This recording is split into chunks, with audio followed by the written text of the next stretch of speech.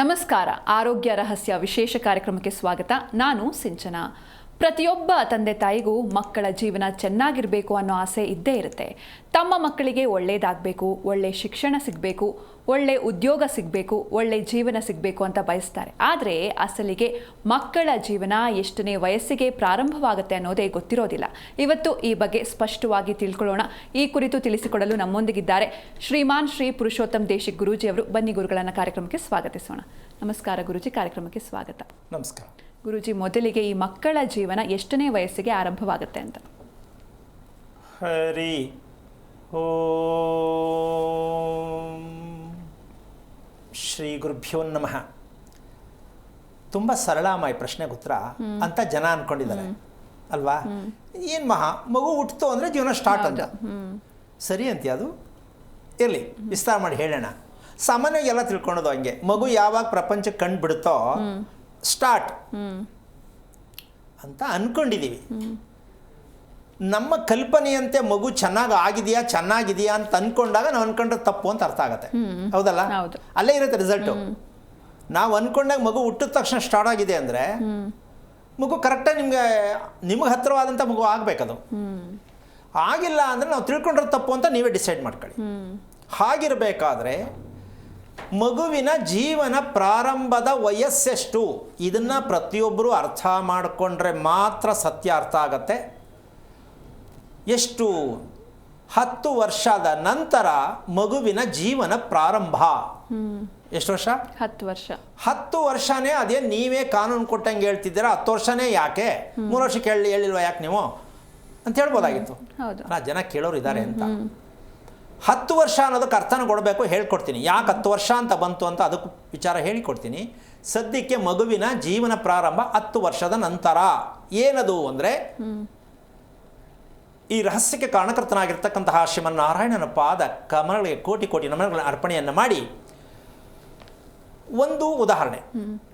ಮಗು ತಾಯಿಯ ಗರ್ಭದಿಂದ ಪ್ರಪಂಚವನ್ನು ನೋಡಿದ ದಿನದಿಂದ 3 ವರ್ಷಗಳ ಕಾಲ ತಾಯಿಯಲ್ಲಿ ಇರ್ತಕ್ಕಂಥ ಅನಾರೋಗ್ಯ, ಕುಟುಂಬದಲ್ಲಿರ್ತಕ್ಕಂಥ ಸಮಸ್ಯೆಗಳು, ನಡೆದಿರ್ತಕ್ಕಂಥ ಘಟನೆಗಳು, ತಾಯಿ ಮನೇಲಿರ್ತಕ್ಕಂಥದ್ದು ಎಲ್ಲವೂ 3 ವರ್ಷ ಮಗು ಅನುಭವಿಸುತ್ತೆ. ಹುಟ್ಟಿದ ದಿನದಿಂದ 3 ವರ್ಷದವರೆಗೂ ತಾಯಿ ಮನೆ ಕತೆ, ಫ್ಯಾಮಿಲಿದು, ವಂಶದ್ದು ಏನೇನಿದೆ ಅದೆಲ್ಲ ಮಗು ತಗೊಂಡಿರುತ್ತೆ. ನೆಕ್ಸ್ಟ್ ಇನ್ನು 3 ವರ್ಷ ಅಪ್ಪನ ಮನೆ ಸ್ಟೋರಿ. ಎಷ್ಟಾಯಿತು? 6 ಆಯಿತು. ಇನ್ನು 3 ವರ್ಷ ಮಗುವಿನ ಇಂದಿನ ನೆನಪುಗಳು. 6 ವರ್ಷಕ್ಕೆ ಮಗುಗೆ ಏನೇನೋ ಯೋಚನೆ ಮಾಡುತ್ತದು. ಏನೋ ಬರುತ್ತೆ, ಏನೋ ಹೇಳುತ್ತೆ, ಏನೋ ಮಾಡೋಕ್ಕೆ ಏನೋ ಮಾಡಿಬಿಡುತ್ತೆ, ಇಲ್ಲ ಅಳುತ್ತೆ, ಇಲ್ಲ ಏನೋ ಚಂಡಿ ಹಿಡಿಯತ್ತೆ, ಏನೇ ಒಂದು ಮಾಡ್ಬೋದು. ಈ 6 ವರ್ಷ ಇದೆಯಲ್ಲ, ಇದು ತುಂಬ ಮಗುವಿನ ಸ್ಟಾರ್ಟಿಂಗ್ ಆಗ್ತಕ್ಕಂಥ ಒಂದು ಬೇಸಿಕ್. ಈಗ LKG ಅಂತೀವಲ್ಲ, ಹಾಗೆ ಮಗುವಿನ ಬುದ್ಧಿಗೆ LKG ಅದು 6 ವರ್ಷಕ್ಕೆ. ನಾವು LKG ಯಾವಾಗ ಸೇರಿಸಿರ್ತೀವಿ? ಸ್ಟಾರ್ಟಿಂಗಲ್ಲೇ ಸೇರಿಸಿರ್ತೀವಿ 3 ವರ್ಷಕ್ಕೆ. 3 ವರ್ಷಕ್ಕೆ ಸೇರಿಸ್ಬಿಟ್ಟು ನಾವು ಅದು ಅಕೌಂಟೇ ಓಪನ್ ಆಗಿಲ್ಲ. ಆ ಮಗು ಏನು ಅಂತಲೇ ತಿಳ್ಕೊಂಡಿಲ್ಲ ನಾವು. ಈಗ ತಗೊಂಡೋಗಿ ಕೂರಿಸ್ಬಿಟ್ಟು ಇಟ್ಗಡಿ ಸಾಯಂಕಾಲ ತನಕ ಅಂತ ಅಲ್ವಾ? ಸೊ ಹಾಗಿರಬೇಕಾದ್ರೆ 3 ವರ್ಷ ತಾಯಿದು, 3 ವರ್ಷ ತಂದೆದು. ಪ್ರತಿಯೊಬ್ಬರು ಅರ್ಥ ಮಾಡ್ಕೊಂಡ್ರೆ ಗೊತ್ತಾಗತ್ತೆ. ತಾಯಿ ಮನೆದು ಹೆಂಗೆ ಹೇಳ್ತೀರಾ ನೀವು ಅಂದರೆ, ನಿಮ್ಮ ಮಗುವಿನಲ್ಲಿ ನಿಮ್ಗೆ ಗೊತ್ತಾಗೇ ಆಗಿರುತ್ತೆ. ನನ್ನ ಜೊತೆ ಹುಡ್ದು ಅಣ್ತಮ್ಮನು ಹಿಂಗೆ ಆಡ್ತಿತ್ತು, ಅದಕ್ಕೆ ಹಿಂಗೆ ಹುಟ್ಟದೆ ಅಂತ ಅವ್ರು ಅನ್ಕೋತಾರೆ ಅಲ್ವಾ? ನಮ್ಮ ಅಪ್ಪನೂ ಹಿಂಗೆ ಆಡ್ತಿದ್ದ ಅಂತ ಅನ್ಕೋತಾರೆ, ಆದರೂ ಒಪ್ಕೊಂಡಿಲ್ಲ, ಅನ್ಕೋತಾರಷ್ಟೇ. ಹಾಗಾಗಿ ಈ 3, 3, 6 ಅಪ್ಪ ಅಮ್ಮನಲ್ಲಿ ತಗೊಂಡಿರ್ತಕ್ಕಂತಹ ಪ್ರತಿಯೊಂದು ಎಲ್ಲವನ್ನು ತಗೊಂಡಿರುತ್ತೆ. ಇನ್ನು 3 ವರ್ಷ ತನ್ನ ಮಗುವಿನ ಇಂದಂದು ತಗೊಳುತ್ತೆ. 9 ವರ್ಷ ಆಯಿತು. ನಾವು ಪೂಜೆ ಮಾಡೋದು ನವಗ್ರಹಗಳನ್ನು, ಹೌದಾ? ನವಗ್ರಹಗಳ ಮೂಲಕನೇ ನಾವು ಶಾಸ್ತ್ರ ಕೇಳೋದು ಯಾವ ಗ್ರಹ ಚೆನ್ನಾಗಿಲ್ಲ ಅಂತ. ಈ 9 ವರ್ಷದ ಅವಧಿ ಬರೋವರೆಗೂ ಆ ಮಗು ನಾನು ಯಾರು, ಸ್ಕೂಲ್ಗೆ ಹೋಗ್ಬೇಕಾ ಬೇಡವಾ, ಅಮ್ಮ ಹೇಳೋದು ಕೇಳಬೇಕಾ, ಫ್ರೆಂಡ್ಸ್ ಹೇಳೋದು ಕೇಳಬೇಕಾ, ಟೀಚರ್ ಹೇಳೋದು ಕೇಳಬೇಕಾ, ನಾನೇನಾದ್ರು ಯೋಚನೆ ಮಾಡಬೇಕಾ? ಅಮ್ಮ 9ಕ್ಕೆ ಸ್ಟಾರ್ಟ್ ಅದು. ತಾನು ಕಾರ್ಯಗತಕ್ಕೆ ತರಕ್ಕೆ 10 ವರ್ಷ, 1 ವರ್ಷ ತಗೊಳತ್ತೆ. ಮಗು ಹುಟ್ಟಿದಿಂದ 1 ವರ್ಷ ಆ ಒಂದು ಅನುಭವ, ಆ ಮಗುವನ್ನು ಹೇಗೆ ಸಾಕಿರ್ತಾರೆ ಇವರು, ಎಷ್ಟು ಪೋಷಕಾಂಶದಿಂದ ಮಗುವನ್ನು ಸಾಕಿರ್ತಾರೆ, ಅದರ ಮೇಲೆ ಮಗು ಡೆವಲಪ್ ಆಗುತ್ತೆ. 1 ವರ್ಷದ ಮಗುವರೆಗೂ ಪೋಷಕರು ಮಾಡಿರ್ತಕ್ಕಂತಹ ಪೋಷಣೆ, ಆರೋಗ್ಯವನ್ನು ಎಷ್ಟು ಸೃಷ್ಟಿ ಮಾಡಿರ್ತಾರೋ ಅದು 9ನೇ ವರ್ಷಕ್ಕೆ ತಗೊಳತ್ತೆ ದೇಹ. ಚೆನ್ನಾಗಿ ಪೋಷಣೆ ಮಾಡಿದರೆ ಅದಕ್ಕೆ ಎಷ್ಟೋ ಹುಷಾರಿಲ್ಲ, ಅದಕ್ಕೆ ಹಾಸ್ಪಿಟ್ಲಿಗೆ ಕಟ್ಕೊಂಡು ಹೋಗಿದ್ದೋ, ಅಯ್ಯೋ ಬದುಕೋದೇ ಕಷ್ಟ ಸ್ವಾಮಿ, ಹಂಗೆ ಹಿಂಗೆ ಏನೋ ಮಾಡ್ಕೊಂಡು 10 ವರ್ಷ ಮಗು ಮಾಡಿರ್ತಾರೆ. ಆದರೆ 10 ವರ್ಷಕ್ಕೆ ಮಗು ರೆಡಿ ಇಲ್ಲ, ದೇಹ 5 ವರ್ಷದಂಗಿರುತ್ತೆ, ಎಲ್ಲ ಕುಂದಿರುತ್ತೆ, ಪೋಷಕಾಂಶ ಇರಲ್ಲ, ಮಗು ಥರ ಇರುತ್ತೆ ಅಂತ ಅವ್ರು ಅಂದ್ಕೊಂಡಿದ್ದಾರೆ. ಕಣ್ಣು ಬಿಟ್ಟುಕೊಂಡು ಮೂಗಲ್ಲಿ ಉಸಿರಾಡ್ತಾ ಇರುತ್ತೆ, ನನ್ನ ಮಗು ಇದೆ ಅಂತ ಇವ್ರಿಗೆ ಕನ್ಫರ್ಮು. ಕಣ್ಣು ಬಿಟ್ಟಿರುತ್ತೆ, ಮೂಗಲ್ಲಿ ಉಸಿರಾಡುತ್ತೆ, ಓಡಾಡುತ್ತೆ, ಮಗು ಚೆನ್ನಾಗದೆ, ಸರಿ ಹೋಗ್ಬೋದು, ಗೆಸ್ಸಿಂಗ್. ಅರ್ಥ ಆಯ್ತಲ್ಲ? ಈ 10 ವರ್ಷದ ಅವಧಿಯಲ್ಲಿ ನಾವು ಮಗುವಿನ ಜೀವನ ಪ್ರಾರಂಭ ಆದರೆ ನಿಜವಾಗ್ಲೂ 10 ವರ್ಷಕ್ಕೆ ತಂದೆ ತಾಯಿಗಳು ಮಕ್ಕಳ ಬಗ್ಗೆ ಎಷ್ಟರ ಮಟ್ಟಕ್ಕೆ ಇದನ್ನು ತಿಳ್ಕೋಬೇಕಿತ್ತು, ತಿಳ್ಕೊಳಕ್ಕಾಗಿದೆಯಾ? ಅದಕ್ಕೊಂದು ಸಣ್ಣ ಉದಾಹರಣೆ ಕೊಡ್ತೀನಿ. ಏನಪ್ಪ ಅಂದರೆ, ನಾವು ಭಾರತೀಯರು, ಭಾರತ ದೇಶ ಇದನ್ನು ಬಿಟ್ಟರೆ ನೆಕ್ಸ್ಟು ದುಡ್ಡಲ್ಲಿ ಬುದ್ಧಿಯಲ್ಲಿ ಓಡ್ತಾ ಇರೋದು ಹೊರದೇಶ, ಪಾಶ್ಚಿಮಾತ್ಯ ದೇಶ. ತುಂಬ ಬುದ್ಧಿವಂತರು, ಹಣವಂತರು. ನಾವು ಅನ್ಕೋತೀವಿ ದುಡ್ಡು ಮಾಡಬೇಕು ಅಂದರೆ ಫಾರಿನ್ ಹೋಗಿ ಬಂದ್ಬಿಡ್ತೀನಿ 5 ವರ್ಷ, ಹೌದಾ? ಬುದ್ಧಿವಂತರು, ಹಣವಂತರು, ಫಾರಿನ್. ಅಲ್ಲಿ 80% ಮಾನಸಿಕ ರೋಗಿಗಳಿದ್ದಾರೆ. ಹೊರದೇಶದಲ್ಲಿ 80% ಇದು ಸರ್ಚಿಂಗ್ ಮಾಡಿ ರಿಪೋರ್ಟ್ ಕೊಟ್ಟಿರ್ತಕ್ಕಂಥ ವಿಚಾರ ಹೇಳ್ತಿರ್ತಕ್ಕಂಥದ್ದು. ನಾನು ಇದು ಮಾಡಿದ್ದೀನಿ ಅಂತ ಅಂದ್ಕೋಬೇಡಿ ದಯವಿಟ್ಟು. ಅಲ್ಲಿ ವಿಜ್ಞಾನಿಗಳು ಗಮನಿಸಿರ್ತಕ್ಕಂಥ ಲೆಕ್ಕದಲ್ಲಿ 80% ಫಾರಿನ್ನಲ್ಲಿ 1 ವರ್ಷಕ್ಕೆ 4 ಲಕ್ಷ ಆತ್ಮಹತ್ಯೆ ಮಾಡ್ಕೋತಾರೆ. ಮಾನಸಿಕವಾಗಿ ಅನುಭವಿಸ್ತಾ ಇರ್ತಕ್ಕಂಥದ್ದು. 1 ವರ್ಷಕ್ಕೆ 4 ಲಕ್ಷ ಜನ ಆತ್ಮಹತ್ಯೆಗೆ ಹೋಗ್ತಾರೆ. Foreign culture. ಯಾಕೆ ಅಂದರೆ ದುಡ್ಡು ಮಾಡಬೇಕು ಅಲ್ವಾ, ಬುದ್ಧಿ ಬಿಡಿಸ್ಕೋಬೇಕು. ನಾವು ಅದಕ್ಕೇನೆ ಪಾಪ ಇಲ್ಲಿ ಓದಿಸ್ಬಿಟ್ಟು ಫಾರಿನ್ ಕಳಿಸ್ತೀವಿ ಮಕ್ಕಳನ್ನ, ಸಂಪಾದನೆ ಮಾಡ್ಕೊಂಡು ಬರಲಿ ಅಂತ ಅಲ್ವಾ. ಸೊ ಓಕೆ, ಇರಲಿ, ಅವರವ್ರ ವೈಯಕ್ತಿಕ. ಆದರೆ ಅದೇ ನಮ್ಮ ದೇಶಕ್ಕೆ ಬಂದ್ಬಿಡೋಣ, ಭಾರತ ದೇಶದಲ್ಲಿ. ಅಲ್ಲಿ ಒಂದು ಮಾನಸಿಕ ರೋಗಿಗಳು ಅನ್ನೋದು ಒಂದೇ ಕಾನ್ಸೆಪ್ಟ್ ಇರೋದು. ಫಾರಿನಲ್ಲಿ ಒಂದೇ ಮಾನಸಿಕ ರೋಗಿಗಳು ಅಂದರೆ ಆತಂಕದಲ್ಲಿರ್ತಾರೆ, ಖಿನ್ನತೆಯಲ್ಲಿರ್ತಾರೆ. ಅವ್ರು ಏನಿಲ್ಲ, ಸುಮ್ಮನೆ ಗೊಂಬೆ ಥರ ಆಟ ಆಡ್ತಿರ್ತಾರೆ ಅಷ್ಟೇ. ಅವ್ರು ಯಾಕೆಂದರೆ ಮದುವೆ ದಿನಕ್ಕೊಂದು ಬಟ್ಟೆ ಚೇಂಜ್ ಮಾಡೋಂಗೆ ಮಾಡ್ಕೋತಾ ಇರ್ತಾರೆ. ಯಾವುದು ಭಯ ಭೀತಿ ಏನೂ ಇಲ್ಲ. ನಮ್ಮ ದೇಶದಲ್ಲಿ ಒಂದು ಮಾಡ್ಕೊಂಡು ಇನ್ನೊಂದಕ್ಕೆ ಹೋದರೆ ಪೊಲೀಸ್ನವ್ರು ಬರ್ತಾ ಮನೆ ಹತ್ರಕ್ಕೆ. ಈಗ ಭಯ ಅಂತೂ ಇದೆ, ಒಂದು ಮಾಡ್ಕೊಳ್ಳೋದು ಸಾಕಪ್ಪ, ಇನ್ನೊಂದು ಬೇಡ ಅಂತ. ಅಂತೂ ನಿಂತೋಗಿದೆ ಅಂತ ಹೇಳೋಕ್ಕಾಗಲ್ಲ, ಹೆಂಗೋ ನಡೆಯುತ್ತೆ, ಏನೂ ಮಾಡೋಕ್ಕಾಗಲ್ಲ, ಅವರ ಅನುಕೂಲ. ಆದರೆ ಒಂದಂತೂ ಸತ್ಯ, ಒಂದು ಮದುವೆ ನಾವು ತಡ್ಕೊಳ್ಳೋಕೆ ಸತ್ಯ ಇದೆ ಅಂತ ಭಾರತೀಯರಲ್ಲಿರ್ತಕ್ಕಂಥ ಒಂದು ಸಂಸ್ಕಾರ. ಇದು ನಿಜವಾದ ಸಂಸ್ಕಾರ. ಒಂದು ಮನೆಯಲ್ಲಿ ಆ ಮಗು ಮನಸ್ಸನ್ನು ಅರ್ಥ ಮಾಡ್ಕೊಂಡು ಬದುಕ್ತಕ್ಕಂಥದ್ದೇ ನಿಜವಾದ ಸಂಸ್ಕಾರ. ಅದನ್ನು ನಾವು ತಿಳ್ಕೋಬೇಕು ಅನ್ನತಕ್ಕಂಥದ್ದು ವಿಚಾರನ ಇವತ್ತು ಮುಂದೆ ಹೇಳ್ತೀನಿ. ನಮ್ಮ ಭಾರತ ದೇಶದಲ್ಲಿ 3 ಸೆಕ್ಷನ್ ಇದೆಯಮ್ಮ. ಏನು? ನಂಬರ್ 1 ಹೃದಯಾಘಾತ. ನೋಡ್ತಾ ಇದೆಯಮ್ಮ ಈಗ ಸ್ಟಾರ್ಟ್ ಇದು ನಮ್ಮ ದೇಶದಲ್ಲಿ, ಈಗ ಸ್ಟಾರ್ಟು, ಇನ್ನು ಮುಂದೆ ಜಾಸ್ತಿನೇ ಇದು. ಇದಕ್ಕೆ ವೈಜ್ಞಾನಿಕವಾಗಿ ಯಾವ ಕಾರಣಕ್ಕೂ ಸಾಧ್ಯನೇ ಇಲ್ಲ.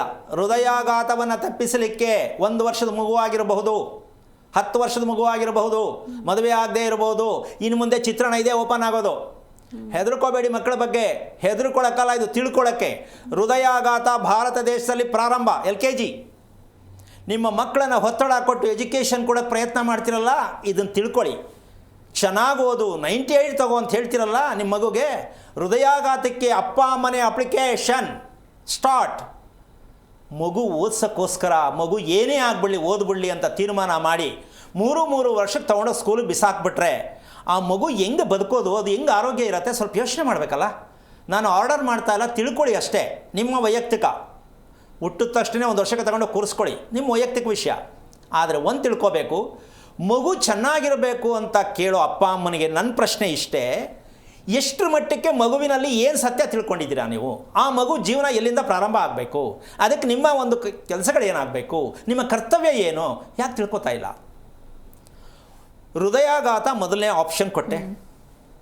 2ನೇದು ಆತ್ಮಹತ್ಯೆ.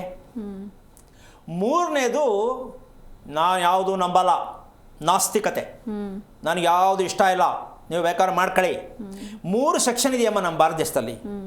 ಫಾರಿನಲ್ಲಿ 1, ನಮ್ಮ ಭಾರತ ದೇಶದಲ್ಲಿ 3 ಸೆಕ್ಷನಲ್ಲಿ ಪ್ರಾಣ ಕಳ್ಕೊಳ್ಳೋಕೆ ರೆಡಿ ಇರೋದು ನಮ್ಮ ದೇಶ.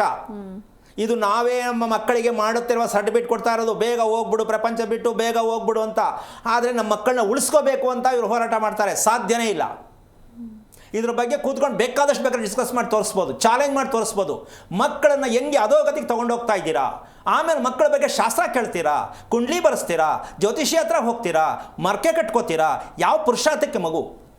ಒಂದು ಮಗುವನ್ನು ರಕ್ಷಣೆ ಮಾಡ್ತಕ್ಕಂಥ ವಿಚಾರದಲ್ಲಿ ಹೋದರೆ ಈ 3 ಆಪ್ಷನ್ ನಮ್ಮ ಭಾರತ ದೇಶದಲ್ಲಿ ಇದೆಯಮ್ಮ. ಈ 3 ಆಪ್ಷನ್ ಇರಬೇಕಾದ್ರೆ ಅದಕ್ಕೊಂದು ಮೂಲ ಸತ್ಯ ಇದೆ. ಏನು? ನಮ್ಮ ಮನೇಲಿ ಯಾಕೋ ದೇವರು ನಮಗೆ ಕಂಡುಬಿಡ್ತಾ ಇಲ್ಲ, ನಮ್ಮ ಮನೇಲಿ ಅದೇ ಕಾದಾಟ, ಜಗಳ, ಬೇಜಾರು, ರೋಗ, ಸಾಯ್ತಾ ಇರ್ತಾರೆ, ಮಾಡ್ತಾ ಇರ್ತಾರೆ ಅಂತ ವಿಚಾರ ಬರುತ್ತೆ. ಯಾರ ಮನೇಲಿ ಇದು? ತಾಯಿ ಮನೇಲಿ. ತಾಯಿ ಮನೆಯಲ್ಲಿ ಮಗು ಹುಟ್ಟಕ್ಕೆ ಮುಂಚೆ, ಮದುವೆ ಆಗಕ್ಕೆ ಮುಂಚೆ, ಹೆಣ್ಣಾಗಲಿ ಗಂಡಾಗಲಿ ಅಲ್ಲಿ ಪಿಕ್ಚರ್ ಸ್ಟಾರ್ಟ್ ಆಗಿರುತ್ತೆ. ಅದ್ರ ಜೊತೆ ಇನ್ನೊಂದು ಮುಂಚಿತವಾಗಿ ಬರುತ್ತೆ. ಏನು? ಮಗು 3 ತಿಂಗಳಿಗೋ 4 ತಿಂಗಳಿಗೋ ಅಭಾಷಣ ಆಯಿತು ಸ್ವಾಮಿ, ಸುಮಾರು 3 ಆಗೋಯ್ತು ಸ್ವಾಮಿ, ಈ ಕಥೆಯವ್ರೊಬ್ಬರು. ಆಮೇಲೆ ನಾಳೆ ಡೆಲಿವರಿ ಅಂತ ಇವತ್ತು ರಾತ್ರಿಗೆ ಹೋಗ್ಬಿಡ್ತು, 2ನೇ ಸ್ಟೇಜು. ಇನ್ನು 3ನೇ ಸ್ಟೇಜು ಹುಟ್ಟಿದ ಮೇಲೆ ಡೌಟು, ಇರ್ತದೋ ಇಲ್ವೋ. ಸತ್ತು ಹುಟ್ಟುವುದು ಒಂದು, ಜೀವ ಇಲ್ಲದೆ ಹುಟ್ಟುತ್ತಿರತಕ್ಕಂತಹ ಕರ್ಮಗಳು, ಹುಟ್ಟಿದ ಮೇಲೆ ಸಾಯೋದು. ಇದಕ್ಕೆ ಏನಾದರೂ ನಿಮ್ಮ ಕೈಲಿ ತಾಕತ್ತಿದೆಯಾ ಅಂತ ಯಾಕೆ ಹೇಳ್ತೀನಿ ಅಂದರೆ, ಇದನ್ನು ನಿಲ್ಲಿಸೋದಕ್ಕೆ ನಿಮ್ಮ ಕೈಲಾಗತ್ತಾ ಅಥವಾ ಸೈನ್ಸಿಸ್ಟ್ ಕೈಲಾಗತ್ತಾ? ಸಾಧ್ಯ ಇದೆಯಾ? ಅದು ನೀವೇ ಕಳಿಬೇಕು, ನೀವೇ ಕಲ್ತ್ಕೋಬೇಕು, ನೀವೇ ತಿಳ್ಕೋಬೇಕು. ಈ ರೀತಿಯಾಗಿ ಮನೆಯಲ್ಲಿ ನಡೆಯುವುದಕ್ಕೆ ಕಾರಣ ಏನಾಗಾದರೆ ಪ್ರಶ್ನೆ ಬರುತ್ತೆ. ಅದಕ್ಕೆ ತುಂಬ ಸರಳ. ಯಾರ ಮನೆಯಲ್ಲಿ ಸತ್ತವರ ಫೋಟೋವನ್ನು ಇಟ್ಟು ದೇವರ ಫೋಟೋ ಪಕ್ಕ ಮಡಗೋದು ನಂಬರ್ 1.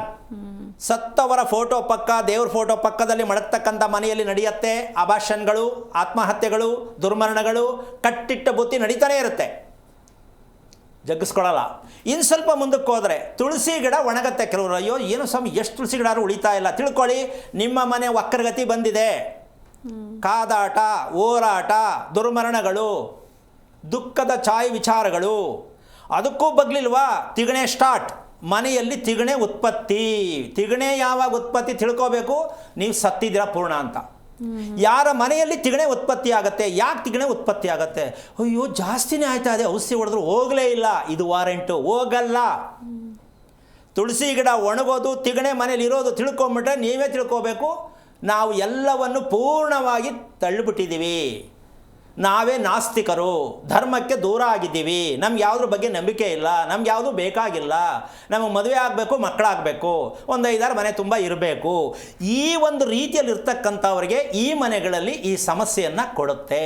ಇನ್ನು ಸ್ವಲ್ಪ ಮುಂದಕ್ಕೆ ಹೋದರೆ, ಇದೆಲ್ಲ ಹೆಣ್ಣಿನ ಮೇಲೆ ನಡೀತಕ್ಕಂಥದ್ದು, ಈಗ ಹೇಳ್ತಾ ಇರ್ತಕ್ಕಂಥದ್ದು. ಇನ್ನು ಸ್ವಲ್ಪ ಮುಂದಕ್ಕೆ ಹೋದರೆ ಎಷ್ಟೋ ಮನೆಗಳಲ್ಲಿ ದೀಪ ಉರಿಯಲ್ಲ, ಕೆಡ್ತಾ ಇರುತ್ತೆ, ಕಿಟ್ಟ ಕಟ್ಟುತ್ತೆ. ಆವಾಗ ಗಮನ ಕೊಡ್ತಾ ಹೇಳ್ತಾನೆ ಇರ್ತೀನಿ. ಮತ್ತು ಟೈಮ್ ಸರಿಗೆ ದೀಪ ಹಚ್ಚಕ್ಕೆ ಟೈಮ್ ಸಿಕ್ಕಲ್ಲ ಹೆಂಗಸರಿಗೆ.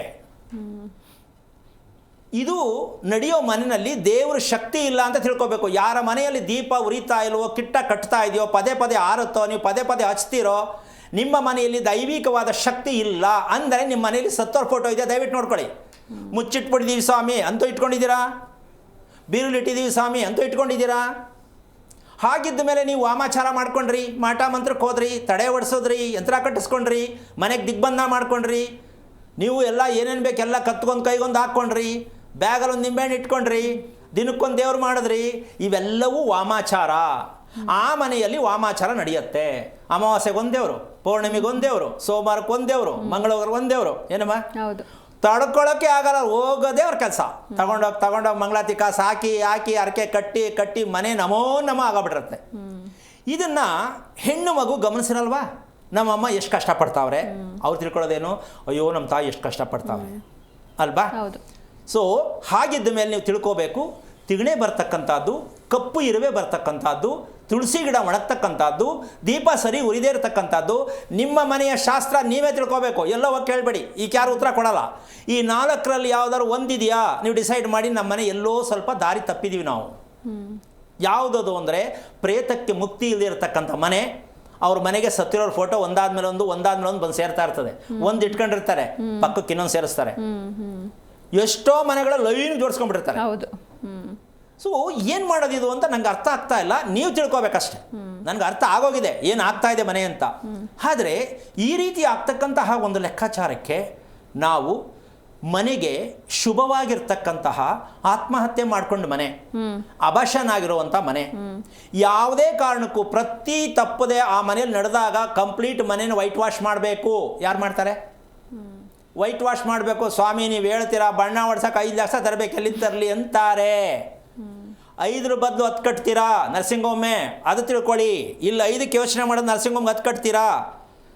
ವರ್ಷಕ್ಕೊಮ್ಮೆ ಯಾವ ಕಾರಣಕ್ಕೂ ತಪ್ಪದೆ ವೈಟ್ ವಾಶ್ ಮನೆಗೆ ನಡೀಲೇಬೇಕು.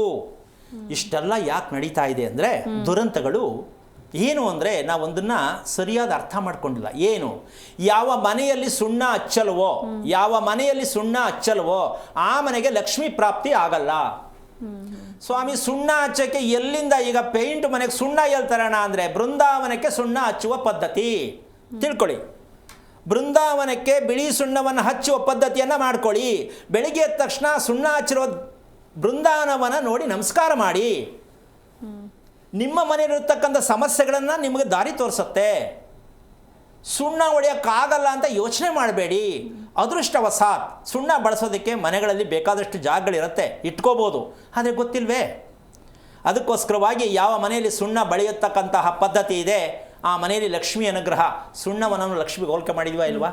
ಹೌದಲ್ಲ? ಸುಣ್ಣ ಲಕ್ಷ್ಮಿ ಅಂತ ಹೇಳ್ತೀವಿ, ಸುಣ್ಣನೇ ಮನೇಲಿ ಇಲ್ವಲ್ರಿ, ಲಕ್ಷ್ಮಿ ಹೆಂಗೆ ಬರ್ತಾಳೆ? ಸ್ವಲ್ಪ ಯೋಚನೆ ಮಾಡಿ. ಹೌದು. ವರಮಹಾಲಕ್ಷ್ಮಿ ಪೂಜೆ ಮಾಡ್ತೀರಾ, ಎಲ್ಲಿ ತಂದ್ರಿ, ಎಲ್ಲಿ ಕರ್ಕೊಂಬಂದ್ರಿ ಅವ್ರನ್ನ? ಆಗತ್ತಾ? ಯಾಕೆ? ನಿಮ್ಮದು ಪೇಂಟಿಂಗ್ ಮನೆ, ಫುಲ್ ಪೇಂಟಿಂಗು, ವಾಸ್ತು ಪ್ರಕಾರ ಅದು ಬೇರೆ ಇನ್ನೊಂದು ಆ ರೋಗ.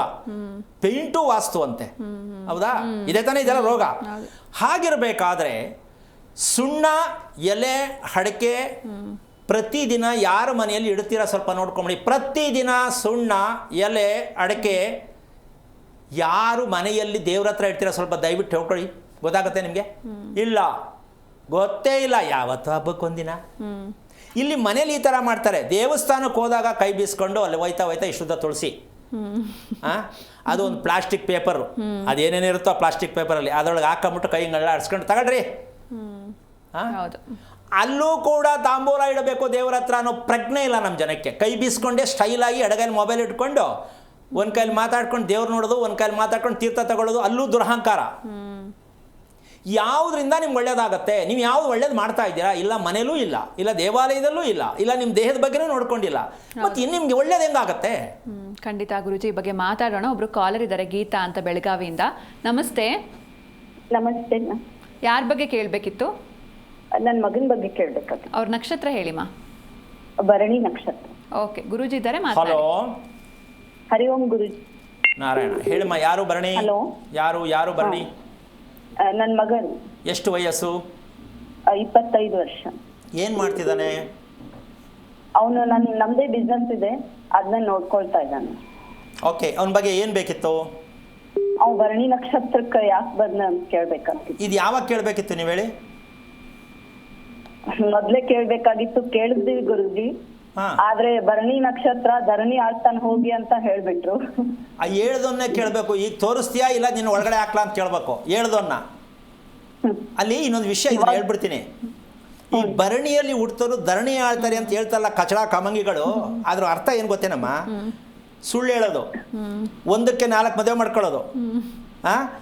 ಹಿಂಗೆ ಅಂದರೆ ಸಿಂಗಾಪುರಲ್ಲಿ ಒಬ್ಳು, ಕರ್ನಾಟಕದಲ್ಲಿ ಒಬ್ಳು, ಈ ಕಿತ್ತೋಗಿರೋ ವಿಷಯದಲ್ಲಿ ಧರಣಿ ಆಳೋದವನು, 420 ವಿಷಯದಲ್ಲಿ. ಏನಮ್ಮ ಹಿಂಗೆ ಹಾಳು ಮಾಡಿದ್ ನಮ್ಮ ದೇಶನ, ಅರ್ಥವಿಲ್ಲದ ಮಾತು ಹೇಳಿ ಧರಣಿ ಆಳ್ತಾನಂತೆ. ಎಲ್ಲ ಧರಣಿ ಆಳ್ತಾನೆ ಗೊತ್ತಿಲ್ಲ. ಕೊಲೆ ಮಾಡಬೇಕಾ, ಜೈಲ್ಗೆ ಹೋಗ್ಬೇಕಾ, ನೀನು ಏನು ಹೇಳ್ತೀಯ ಮಾಡ್ತಾರೆ ಅವರು ಭರಣಿ ನಕ್ಷತ್ರದವರು. ಅವ್ರಿಗೆ ಮಾನವೀಯತೆ ಅನ್ನೋದು ಇರೋದೇ ಇಲ್ಲ. ಸಂಪಾದನೆ ಮಾಡೋಕ್ಕಷ್ಟೇ ಅವ್ರು ಕೇಳೋದು. ಯಾರು ಸಾಯಲಿ, ಯಾರು ಇರಲಿ, ಸಂಪಾದನೆ ಆಗ್ಬೇಕಷ್ಟೇ ನನಗೆ, ಅಷ್ಟೇ. ಇಷ್ಟೆಲ್ಲ ಮಾಡಿ ರಾತ್ರಿ ಹೊತ್ತು ನೆಮ್ಮದಿ ಮಲಗಕ್ಕಂತೂ ಅಪ್ರಾಣೆ ನಿದ್ದೆ ಬರಲ್ಲ.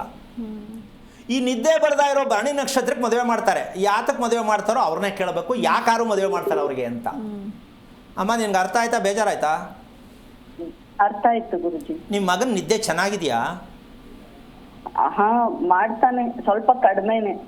ಸರಿನಾ? ಇದು ನಿದ್ದೆ ಕಡಿಮೆ ಆದರೆ ಏನಾಗುತ್ತೆ ಹೇಳಿ? ಹುಚ್ಚಿಡ್ಕೊಳತ್ತೆ, ಕೋಪ ಬರುತ್ತೆ, ಬೇಜಾರಾಗತ್ತೆ, ರೇಗ್ತಾನೆ, ಹೌದಲ್ಲ? ಹೌದು. ಈಗ ಮುಂದೆ ಏನು ಕತೆ? ಸಂಪಾದನೆ ಮಾಡ್ತಿರೋ ಸರಿ, ಅವನು ನಾನು ಯಾರು ಅಂತಾನೆ ಗೊತ್ತಿಲ್ಲ, ಏನು ಮಾಡಬೇಕು ಅಂತ ಗೊತ್ತಿಲ್ಲ, ಹೆಂಗೆ ಮಾತಾಡಬೇಕು ಅಂತ ಗೊತ್ತಿಲ್ಲ. ಏನು ತಗೊಂಡು ಏನು ಮಾಡ್ತೀರಾ ಅವ್ನು ತಗೊಂಡು ನೀವು ಹೇಳಿ? ಏನು ಮಾಡೋದು ಈಗ ಅಂತೀರಾ? ಕೇಳಬೇಕು ಅಂತೀರಾ, ಬಿಡ್ರಿ ಏನೋ ಆಗಲಿ ಅಂತೀರಾ, ಹೇಗೆ? ಅದೇ ನಿಮ್ಗೆ ಕೇಳೋಕೆ ಅಂತಾನೆ ಕಾಲ್ ಮಾಡಿದ್ದು. ಆದರೂ ಒಂದು ತಿಳ್ಕೊಳ್ಳಿ, ಈಗ ಅವನ ಬಗ್ಗೆ ನಿಮಗೆ ನಿರೀಕ್ಷೆ ಇರೋದನ್ನು ಮದುವೆನಾ, ಆರೋಗ್ಯನಾ, ಏನು ಕೇಳೋಕ್ಕೆ ಪ್ರಯತ್ನ ಮಾಡಿದ್ರಿ? ಮೊದಲು ಆರೋಗ್ಯ, ಆಮೇಲೆ ಮದುವೆ. ಈಗ ಸಿಕ್ಕಲ್ಲಮ್ಮ ಆರೋಗ್ಯ, ನಿಮ್ಮ ಕೈಗೆ ಅವನು ಯಾವ ಕಾರಣಕ್ಕೂ ಸಿಕ್ಕಲ್ಲ, ಅದು ಮುಂದೆ ಹೊಟ್ಟೋಗಿದೆ. ನಾನು ದಿನ ಹೇಳ್ತೀನಿ, 19 ವರ್ಷ 20 ವರ್ಷ 25 ವರ್ಷಕ್ಕೆ ನೀವು ಮಕ್ಕಳನ್ನ ರಿಪೇರಿ ಮಾಡೋಕ್ಕಾಗಲ್ಲ, ಅನುಭವಿಸ್ಲೇಬೇಕು. ಅವ್ರೇನು ಮಾಡ್ತಾರೋ ಅದೇ ತಥಾಸ್ತು, ಅವ್ರೇನು ಹೇಳ್ತಾರೋ ಅದನ್ನೇ ಕೇಳಬೇಕು.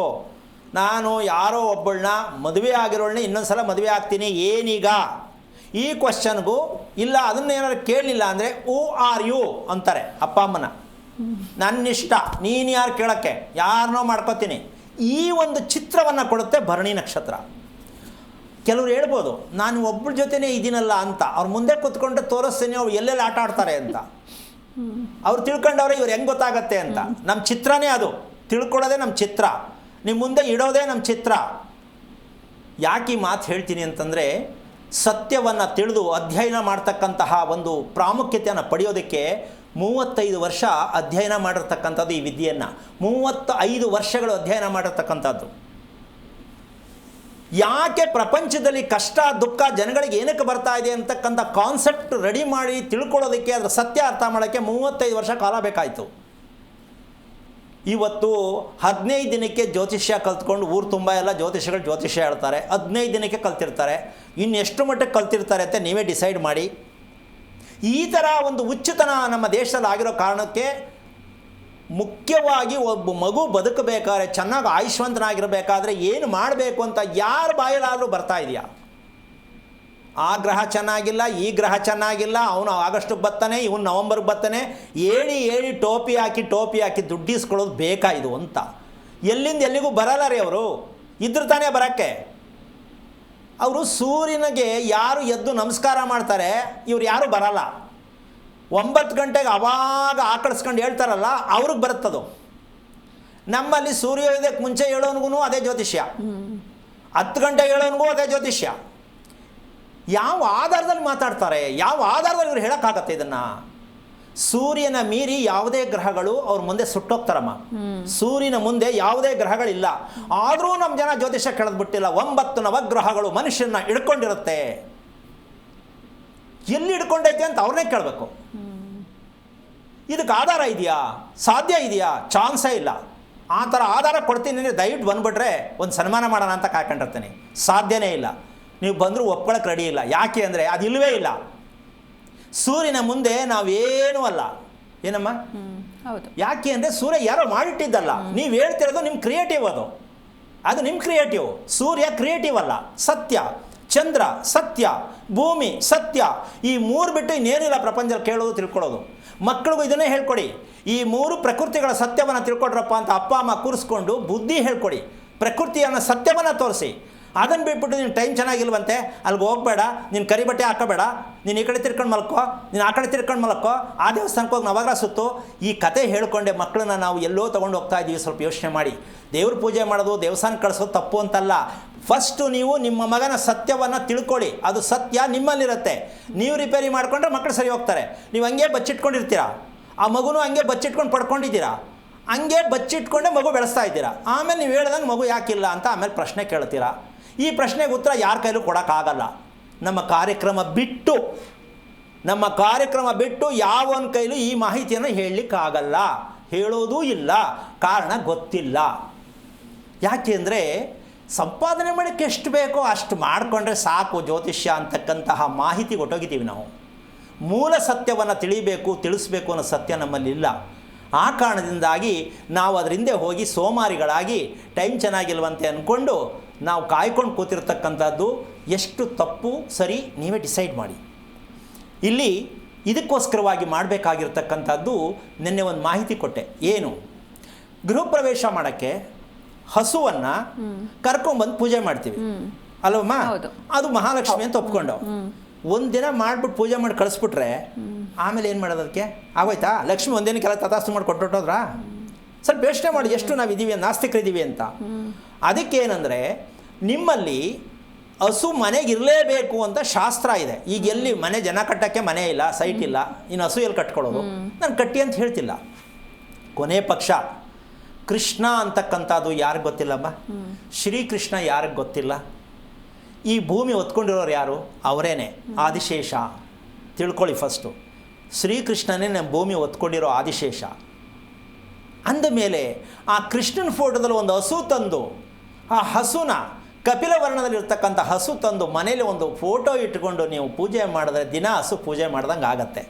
ಇದು ಗೊತ್ತಾಗಬೇಕಲ್ಲ, ಇದು ತರಬೇಕಲ್ಲ, ಇದು ಎಲ್ಲಿ ಸಿಗುತ್ತೆ, ಇದು ಪ್ರಶ್ನೆ. ಕಪಿಲವರ್ಣ ಹಸುವನ್ನು ಬೆಳಗ್ಗೆ ಎದ್ದು ನೋಡಿದ್ರೆ ಎಂಥ ದೋಷಗಳಿದ್ರೂ ನಿವಾರಣೆ ಆಗತ್ತೆ. ಕಪಿಲವರ್ಣ ಅಂದರೆ ಯಾವುದು? ಬಿಸ್ಕೆಟ್ಟು, ಅರ್ಥ ಆಗಬೇಕಲ್ಲ. ಆಮೇಲೆ ಏನೇನೋ ಅನ್ಕೊಂಡ್ಬಿಡ್ತಾರೆ. ಕಪಿಲವರ್ಣ ಅಂದರೆ ಬಿಸ್ಕೆಟು ಅಲ್ಲ ಚಾಕ್ಲೇಟು. ಈ ವರ್ಣ ಇರತಕ್ಕಂತಹ ಹಸು ಮನೆಯಲ್ಲಿ ಇದ್ದಾಗ ದುರಂತಗಳು ನಡೆಯುವುದಿಲ್ಲ. ಹಂಗನ್ಬಿಟ್ಟು ಏನೇ ಇದ್ರೂ ಇದು ಇಟ್ಕೊಂಡ್ಬಿಟ್ರೆ ಸರಿ ಹೋಗುತ್ತೆ ಅಂತ ಎಲ್ಲ ಹೋಗಿ ಕ್ಯೂ ನಿಂತ್ಕೊಂಡ್ಬಿಟ್ಟಿರ. ಆಮೇಲೆ ಕೃಷ್ಣ ಪುಟ ತಗೊಳಕ್ಕೆ ಏನಾದ್ರು ಹೇಳ್ಬಿಟ್ಟು ಸಾಕು ಹೋಗಿ ಕ್ಯೂ ನಿಂತ್ಕೊಂಡ್ಬಿಡ್ತಾರೆ. ಅದಂಗಲ್ಲ. ಫಸ್ಟು ಎಲ್ಲರಿಗೂ ಕೃಷ್ಣ ಬೇಕು ಅಂತಲ್ಲ, ಮುಖ್ಯವಾಗಿ ನಮ್ಗೆ ಬೇಕಾಗಿರ್ತಕ್ಕಂಥ ವಿಚಾರ ಬೃಂದಾವನವನ್ನು ಮಾಡಿಸಿ ನೀವು ಮನೆ ಮುಂದೆ ಇಡ್ತಕ್ಕಂಥ ಲೆಕ್ಕಾಚಾರಕ್ಕೆ ಅದರಲ್ಲೇ ಕೃಷ್ಣ ಹಸು ಮಾಡಿಬಿಟ್ರೆ ಎರಡೂ ಕೆಲಸ ಅಲ್ಲೇ ಮುಗೀತು ಬೃಂದಾವನದಲ್ಲೇ. ಯಾಕೆಂದರೆ ಇನ್ವೆಸ್ಟ್ಮೆಂಟ್ ಮಾಡೋದು ತುಂಬ ಕಷ್ಟ ಇದೆ, ಅದಕ್ಕೆ ಜಾಗ ಎಲ್ಲಿಂದ ತರೋಣ ಅಂತಾರೆ. ಆ ಉದ್ದೇಶಕ್ಕೋಸ್ಕರವಾಗಿ ಬೃಂದಾವನದಲ್ಲಿ ಬಿಳಿ ಸುಣ್ಣವನ್ನು ಹಾಕ್ತಕ್ಕಂಥದ್ದು, ಕೃಷ್ಣನನ್ನು ಆ ಬೃಂದಾವನದಲ್ಲಿ ಸ್ಥಾಪನೆ ಮಾಡ್ತಕ್ಕಂಥ ಕ್ರಮ, ಎಷ್ಟು ಎತ್ತರ ಇರಬೇಕು, ಬೃಂದಾವನ ಎಷ್ಟು ಹೈಟ್ ಇರಬೇಕು, ಎಷ್ಟು ಅಗಲ ಇರಬೇಕು. ದೇವಸ್ಥಾನವನ್ನು ನಿರ್ಮಾಣ ಮಾಡಿದಷ್ಟು ಸತ್ಯ ಇರುತ್ತೆ ಬೃಂದಾವನದಲ್ಲಿ. ಕೃಷ್ಣ ವಾಸ ಮಾಡ್ತಾ ಇದ್ದಾನೆ ಅಂದರೆ ನಿಮ್ಮ ಮನೆಗೆ ಯಾವುದೇ ದೋಷಗಳು ಬರುವುದಿಲ್ಲ. ಕಾರಣ, ತುಳಸಿ ಗಿಡ ಅದರೊಳಗಡೆ ಇಟ್ಟಾಗ ಆ ತುಳಸಿ ಗಾಳಿ ಬೀಸಿದಾಗ ನಿಮ್ಮ ಮನೆಗೆ ಏನೇನು ಔಷಧ ಬೇಕು ಎಲ್ಲ ಬಂದ್ಬಿಡುತ್ತೆ. ಎಷ್ಟು ಸರಳವಾಗಿದೆ. ಆದರೆ ಬೃಂದಾವನಕ್ಕೆ ಬಿಳಿ ಸುಣ್ಣ ಹೊಳಿಬೇಕು ಅಂತ ಗೊತ್ತಿಲ್ವೇ? ಪ್ರಯತ್ನ ಮಾಡಿ ಸುಮ್ಮನೆ ಇಷ್ಟ ಬಂದಂಗೆಲ್ಲ ಮಾಡೋಕ್ಕೆ ಹೋಗಬೇಡಿ. ಅದರ ಪ್ರಮಾಣ, ಅದರ ಕ್ರಮವನ್ನು ತಿಳ್ಕೊಂಡು ಮಾಡೋದಾದರೆ ಮಾಡಿ. ನಿಮಗೆ ಒಂದು ಬದಲಾವಣೆ, ಬಾಡಿಗೆ ಮನೇಲಿದ್ದೀರಾ, ಬೋಗಿದ ಮನೇಲಿದ್ದೀರಾ, ಇವೆಲ್ಲ ಏನು ಮಾಡೋದು ಅಂತ ಯೋಚನೆ ಮಾಡೋಕ್ಕೆ ಹೋಗಬೇಡಿ. ಎಷ್ಟು ಸ್ಥಳ ಇದೆ ಅಷ್ಟರಲ್ಲೇ ಪರಿವರ್ತನೆ ಮಾಡ್ಕೊಳ್ಳಿ. ದೇವಸ್ಥಾನಕ್ಕೇ ಹೋಗಬೇಕು ಅಂತಿಲ್ಲ, ನಿಮ್ಮ ಮನೆಯನ್ನು ದೇವಸ್ಥಾನವನ್ನಾಗಿ ಮಾಡುವುದಕ್ಕೆ ಪ್ರಯತ್ನ ಮಾಡ್ತಕ್ಕಂಥದ್ದೇ ಈ ದಿನದ ವಿಚಾರ. ದೇವಾಲಯಕ್ಕೆ ಹೋಗಿ ಕೈ ಮುಗಿಯೋದಲ್ಲ, ನಿಮ್ಮ ಮನೆಯನ್ನೇ ದೇವಾಲಯವನ್ನಾಗಿ ಪರಿವರ್ತನೆ ಮಾಡುವಂಥ ಶಕ್ತಿ ನಿಮ್ಮಲ್ಲಿದೆ ತಿಳ್ಕೊಂಡ್ರೆ. ಇಲ್ವೇ? ಇದೆಲ್ಲ ಮಾಡ್ತಕ್ಕಂಥ ಲೆಕ್ಕಾಚಾರಕ್ಕೆ ಗಂಡಸು ಮನೆಗೆ ಬೇಗ ಬರಲ್ಲ ಅಂತ ಎಷ್ಟು ಹೆಂಗಸರಿಗೆ ಅಪ್ಲಿಕೇಶನ್ ಇದೆಯಮ್ಮ? ಎಲ್ಲರ ಮನೇಲೂ ಇದೆ. ಅಯ್ಯೋ ಸ್ವಾಮಿ, ಅವ್ರು ಎಲ್ಲಿರ್ತಾರೋ, ಯಾವಾಗ ಬರ್ತಾರೋ, ನೋಡಗಂಡು ನೋಡಿ ತಿನ್ಕೊಂಡು ಬಿದ್ಕತ್ತೀನಿ ಆ ಕಡೆ. ಅವರು ಬಂದು ಬಿದ್ಕೋತಾರೆ. ಯಾಕೆ ಮಾತು ಹೇಳ್ತೀನಿ ನೀವು ಅರ್ಥ ಮಾಡ್ಕೋಬೇಕು. ಬಿದ್ಕೊಳ್ಳೋದು, ಅಯ್ಯೋ ಮಲ್ಕೊಳ್ಳೋದು ಅನ್ನೋದು ನಮ್ಗೆ ಸೆನ್ಸ್ ಇಲ್ಲ, ಬಿದ್ಕೊಳ್ಳೋದು ಆ ಕಡೆ. ಯಾಕೆಂದ್ರೆ ಅಷ್ಟು ನಿರಾಶಾದಾಯಕವಾದ ಜೀವನ ನಮ್ಮದು.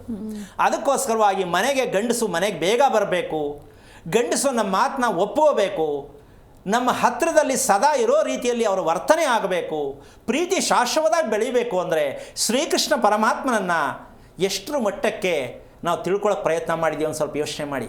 ಯಾಕೆ ಅಂದರೆ 16,000 ಹೆಂಡ್ತಿರು ಅಂತ ಹೇಳ್ತಾರೆ ಕಮಂಗಿಗಳು. ಅಮ್ಮ, ಶ್ರೀಕೃಷ್ಣನ ವಿಷಯ ಏನು ಅಂದರೆ ಕಣ್ಣಿನ ದೃಷ್ಟಿಯಲ್ಲಿ ಅವರು ಆಕರ್ಷಣೀಯವಾಗಿರ್ತಕ್ಕಂಥ ಶ್ರೀಕೃಷ್ಣನ ಕಣ್ಣು ದೃಷ್ಟಿ ಇರುತ್ತಲ್ಲ, ಆ ಕಣ್ಣು ನೋಡಿ ಅಂತ ಹೆಂಗಸರು ಕೂಡ ಅಯ್ಯೋ ಎಷ್ಟು ಚೆನ್ನಾಗಿದೆ ಅಲ್ವಾ ಅಂತಾರೆ. ಅವಂತ ಅವ್ರು ಲವ್ ಮಾಡ್ತಾವ್ರೆ ಅಂತ ನಮ್ಮ ಜನ ಹೇಳೋದು. ಏನಮ್ಮ, 16,000 ಅಂತೆ, ಹೋದ ಕಡೆಯೆಲ್ಲ ಒಂದೊಂದಂತೆ. ಇಂಥ ಕಿತ್ತೋದ ವಿಚಾರ ಹೇಳಿ ನಮ್ಮ ದೇಶ ಹಾಳು ಮಾಡ್ತಾ ಇರೋದು. ಅವನು ರಕ್ಷಣೆ ಮಾಡೋಕ್ಕೋಸ್ಕರವಾಗಿ, ಬಂಧನದಲ್ಲಿದ್ದವನ್ನ ಕರ್ಕೊಂಬರೋದಕ್ಕೋಸ್ಕರವಾಗಿ ಅವ್ನು ಪಟ್ಟಂಥ ಶ್ರಮಕ್ಕೆ ನಮ್ಮ ಜನ ಕೊಡ್ತಾ ಇರೋ ಗಿಫ್ಟ್. ಆಮೇಲೆ ಈ ಕಡೆ ಬಂದರೆ ಶ್ರೀನಿವಾಸರಿಗೆ ಇಬ್ಬರು ಅವರೇ, ನಾನ್ಯಾಕೆ ಇಬ್ಬರು ಮಾಡ್ಕೋಬಾರ್ದು? ಈ ಕತೆ ಹೇಳಿದ್ರೆ ನಮ್ಮ ಜನ ಇವ್ರನ್ನೇ ನಾಸ್ತಿಕರು ಅನ್ನೋದು. ಈ ನಾಸ್ತಿಕರು ಯಾವುದು ನಂಬಲ್ಲ ಅನ್ನೋರಲ್ಲ, ಅವರೇ ನಾಸ್ತಿಕರು. ಅವರಿಗೆ ಜೀವನ ಪರ್ಯಂತ ಮರಣ ಶಾಸನ ಅಂದರೆ ದಿನ ಸಾಯಿ ಅಂತ. ನಾಸ್ತಿಕರು ಯಾರಿದ್ದಾರೆ ಅವರು ದಿನ ಸಾಯಿರಿ, ಯಾವುದರಲ್ಲೂ ತೃಪ್ತಿ ಇಲ್ಲ, ಖುಷಿ ಇಲ್ಲ, ನೆಮ್ಮದಿ ಇಲ್ಲ, ಕುಟುಂಬ ಚೆನ್ನಾಗಿಲ್ಲ, ಆದಾಯ ಇದ್ರೂ ಪ್ರಯೋಜನ ಇಲ್ಲ, ಹಾಗೇ ಬದುಕ್ತಾರೆ. ಇವರು ನಾಸ್ತಿಕರು.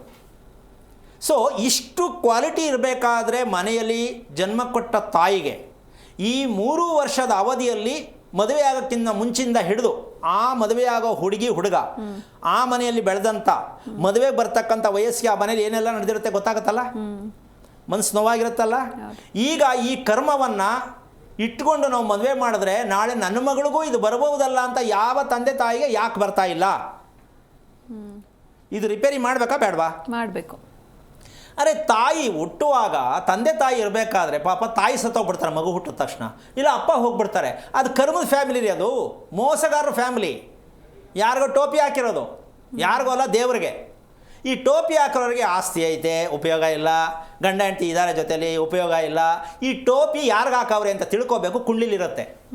ಅದಕ್ಕೆ ಮಕ್ಕಳಿಗೆ ತಂದೆ ತಾಯಿ ಇರಲೇಬೇಕು, ತಂದೆ ತಾಯಿ ಮುಂದೆ ಮಕ್ಕಳು ಇರಲೇಬೇಕು ಅಂತಕ್ಕಂಥದ್ದೇ ನಮ್ಮ ಭಾರತೀಯ ಸಂಸ್ಕಾರ. ಇಷ್ಟೆಲ್ಲವೂ ಕೂಡ ಇವತ್ತಿಗೂ ಕೂಡ ಹೇಳ್ತೀನಿ. ಇಷ್ಟೆಲ್ಲ ನಮಗೆ ಕಾರಣ ಗೊತ್ತಾಗ್ತಾ ಇಲ್ಲ ಅಂದರೆ ಒಂದೇ ಒಂದು ಅತಿ ಮುಖ್ಯವಾದ ವಿಷಯ ಹೇಳ್ತೀನಿ. ಎಷ್ಟು ಜನಕ್ಕೆ ಹೆಂಗಸರಲ್ಲಿ ಮದುವೆ ಆಗದೇ ಇರಲಿ, ಮದುವೆ ಆಗಿರಲಿ, ಮಕ್ಕಳಾಗಿರಲಿ, ಎಷ್ಟೇ ವಯಸ್ಸಾಗಿರಲಿ, ಸುಸ್ತು ಅಂತಕ್ಕಂಥದ್ದು ಯಾರಿಗಿಲ್ಲೋಮ್ಮ? ಎಲ್ಲರಿಗೂ ಇದೆ. ಈ ಸುಸ್ತು ಅಂತಕ್ಕಂಥದ್ದು ಬರುತ್ತಲ್ಲ, ತಿಳ್ಕೊಂಬಿಡಿ ನಾನು ಕಂಪ್ಲೀಟ್ ಸತ್ತಿದ್ದೀನಿ ಅಂತ. ಅಯ್ಯೋ ಆಗಲ್ಲಪ್ಪ, ಅಯ್ಯೋ ನನ್ನ ಕೈಲಿ ಆಗಲ್ಲಪ್ಪ, ಅಡುಗೆ ಮಾಡೋದು ಕಷ್ಟ, ಮಲ್ಕೊಳ್ಳೋದು ಕಷ್ಟ, ಕೂತ್ರೆ ಕಷ್ಟ, ನಿಂತರೆ ಕಷ್ಟ. ಇದಕ್ಕೆ ಮೆಡಿಷನ್ ಇಲ್ಲ, ಯಾವ ಕಾರಣಕ್ಕೂ ಮೆಡಿಷನ್ ಇಲ್ಲ. ಮೆಡಿಷನ್ ಯಾವುದು? ನೀವು ತಿಳ್ಕೊಳ್ಳೋದೇ ಮೆಡಿಷನ್. ಅದನ್ನು ನಾನು ಹೇಳಿಕೊಡುವುದೇ ಮೆಡಿಷನ್. ಅಂದರೆ ನಾನು ಡಾಕ್ಟ್ರಲ್ಲ ಕೊಡೋಕ್ಕೆ, ನೀವು ಎಲ್ಲಿ ತಪ್ಪು ಮಾಡ್ತಾ ಇದ್ದೀರಾ ಅಂತ ಹೇಳ್ಕೊಡ್ತೀನಿ. ಆ ತಪ್ಪನ್ನು ಸರಿ ಮಾಡಿಕೊಡಿ, ನಿಮ್ಮ ಮಕ್ಕಳಿಗೂ ಸರಿ ಮಾಡಿ. ಸೊ ಸುಸ್ತು ಕಮ್ಮಿ ಆಗಬೇಕಾ ಬೇಡಮ್ಮ? ಆ ಮಗುಗೆ ಕಾಲು ನೋವು ಅಂತಾರೆ, ಹಂಗೆ ಓಡಿಸ್ತಾರೆ ಅಲ್ವಾ? ತಲೆನೋವು ಅಂತಾರೆ, ಹಂಗೆ ಓಡಿಸ್ತಾರೆ. ಆ ಮಗು ಕಾಲು ನೋವಿಡುತ್ತೆ ಕಣಮ್ಮ, ಜೋಮಿಡುತ್ತೆ ಕಣಮ್ಮ, ನಿಂತ್ಕೊಳ್ಳೋಕ್ಕಾಗಲ್ಲ ಅಂತಾರೆ, ಅಮೃತಾಂಜನ ಆಗ್ತಾರೆ. ಅಂದರೆ ಆ ಮಗು ಆಲ್ರೆಡಿ ರೋಗಗಳನ್ನು ತಗೊಂಡ್ಬಿಟ್ಟಿದೆ ಅಂತ ಅಪ್ಪ ಅಮ್ಮ ಅರ್ಥ ಮಾಡ್ಕೋಬೇಕು. ಇವ್ರಿಗೂ ಕಾಲು ನೋವಿತ್ತು, ಅದಕ್ಕೂ ಬಂದೈತೆ ಅಂತ ತೀರ್ಮಾನ ಮಾಡ್ಕೊಂಡ್ಬಿಡ್ತಾರೆ, ನನಗೂ ಇತ್ತು ನಿನಗೂ ಬಂದದೆ ಬಿಡು ಅಂತ. ಹಾಗಾಗಿ ಈ ಒಂದು ವಿಚಾರವನ್ನು ನಾವು ಯಾವತ್ತು ತಿಳ್ಕೊತೀವಿ ಅಂದರೆ, ನಿಮ್ಮ ಮನೆಯಲ್ಲಿ ಯಾವಾಗಲೂ ಬೇಜಾರು, ಜಗಳ, ಅಕಸ್ಮಾತಾಗಿ ದುರ್ಮರಣಗಳು ನಡೀತಾ ಇದೆ ಅಂದ ಮೇಲೆ ನೀವೇನು ಮಾಡಬೇಕು ಅಂದರೆ, ನಿಮ್ಮ ಮನೆ ದೈವತ್ವ ಇಲ್ಲ, ದೈವತ್ವವನ್ನು ಕಳ್ಕೊಂಡಿದೆ.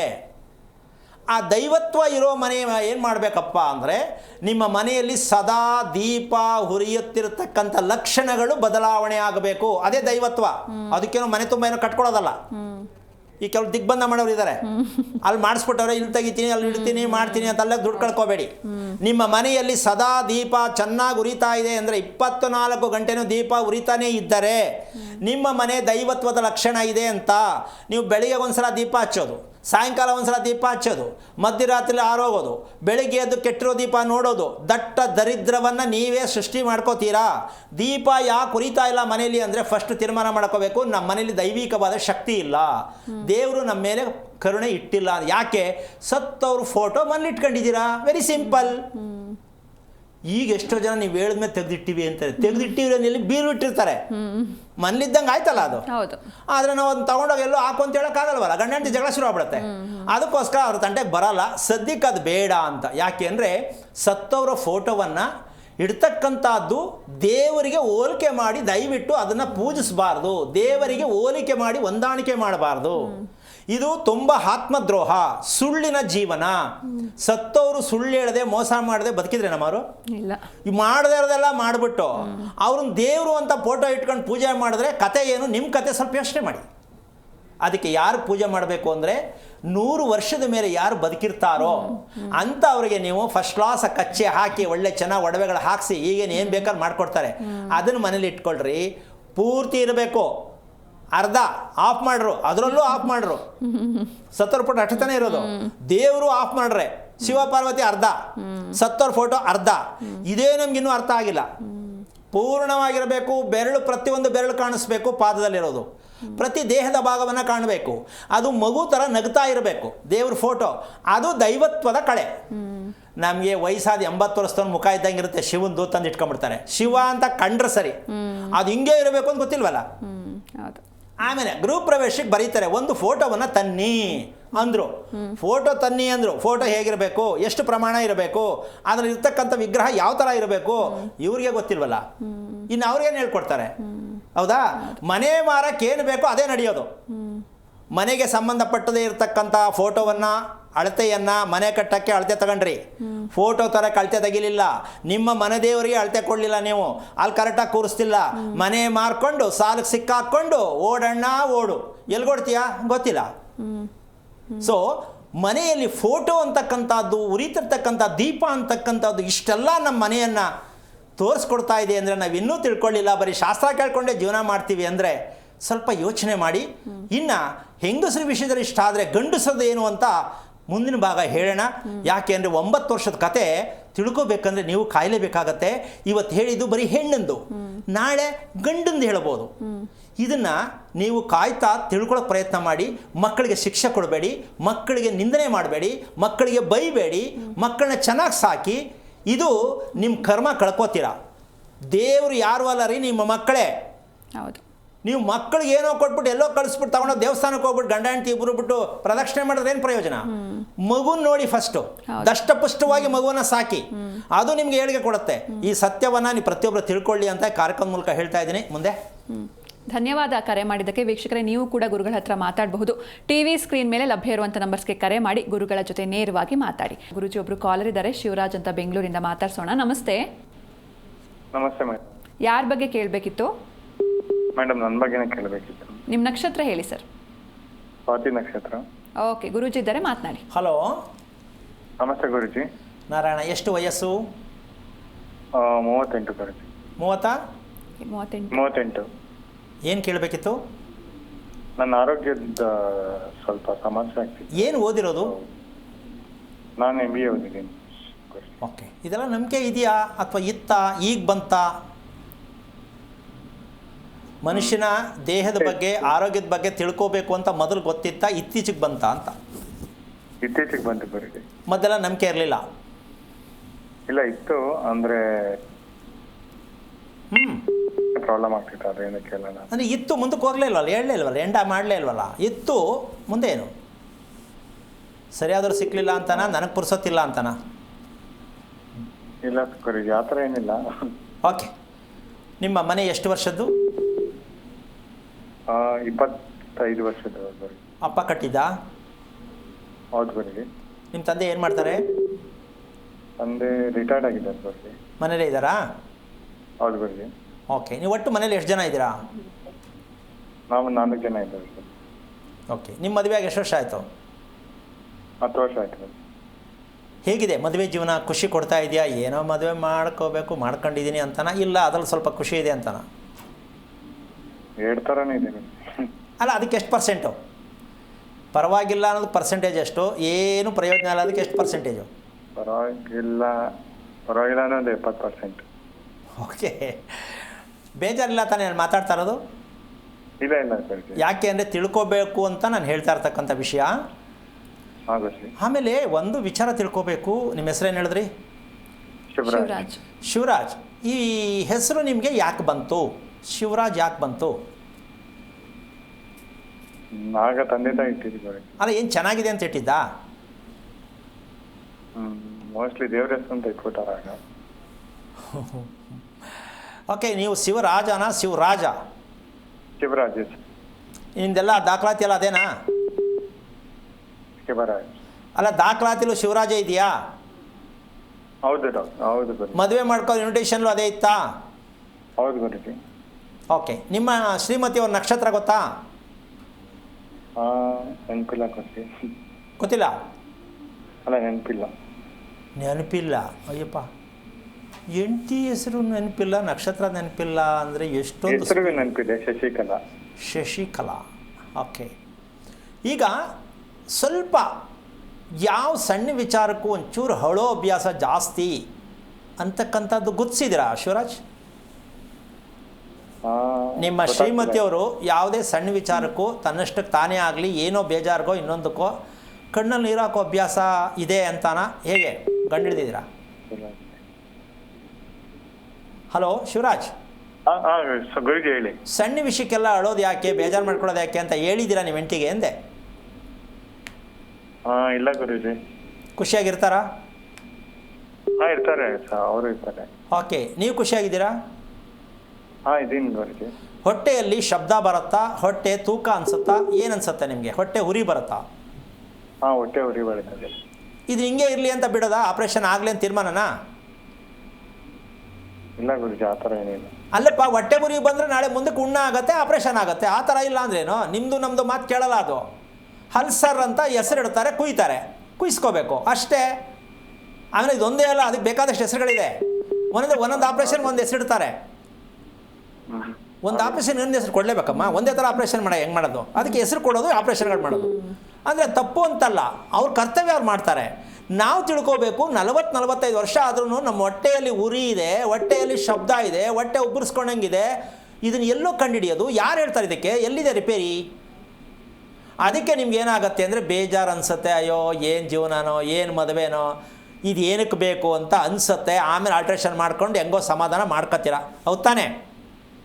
ಹೌದು ಗುರುಜಿ. ಹೊಟ್ಟೆ ಕೆಟ್ಟಿದೆ ಅಂದರೆ ಬುದ್ಧಿ ಕೆಟ್ಟಿದೆ. Very simple.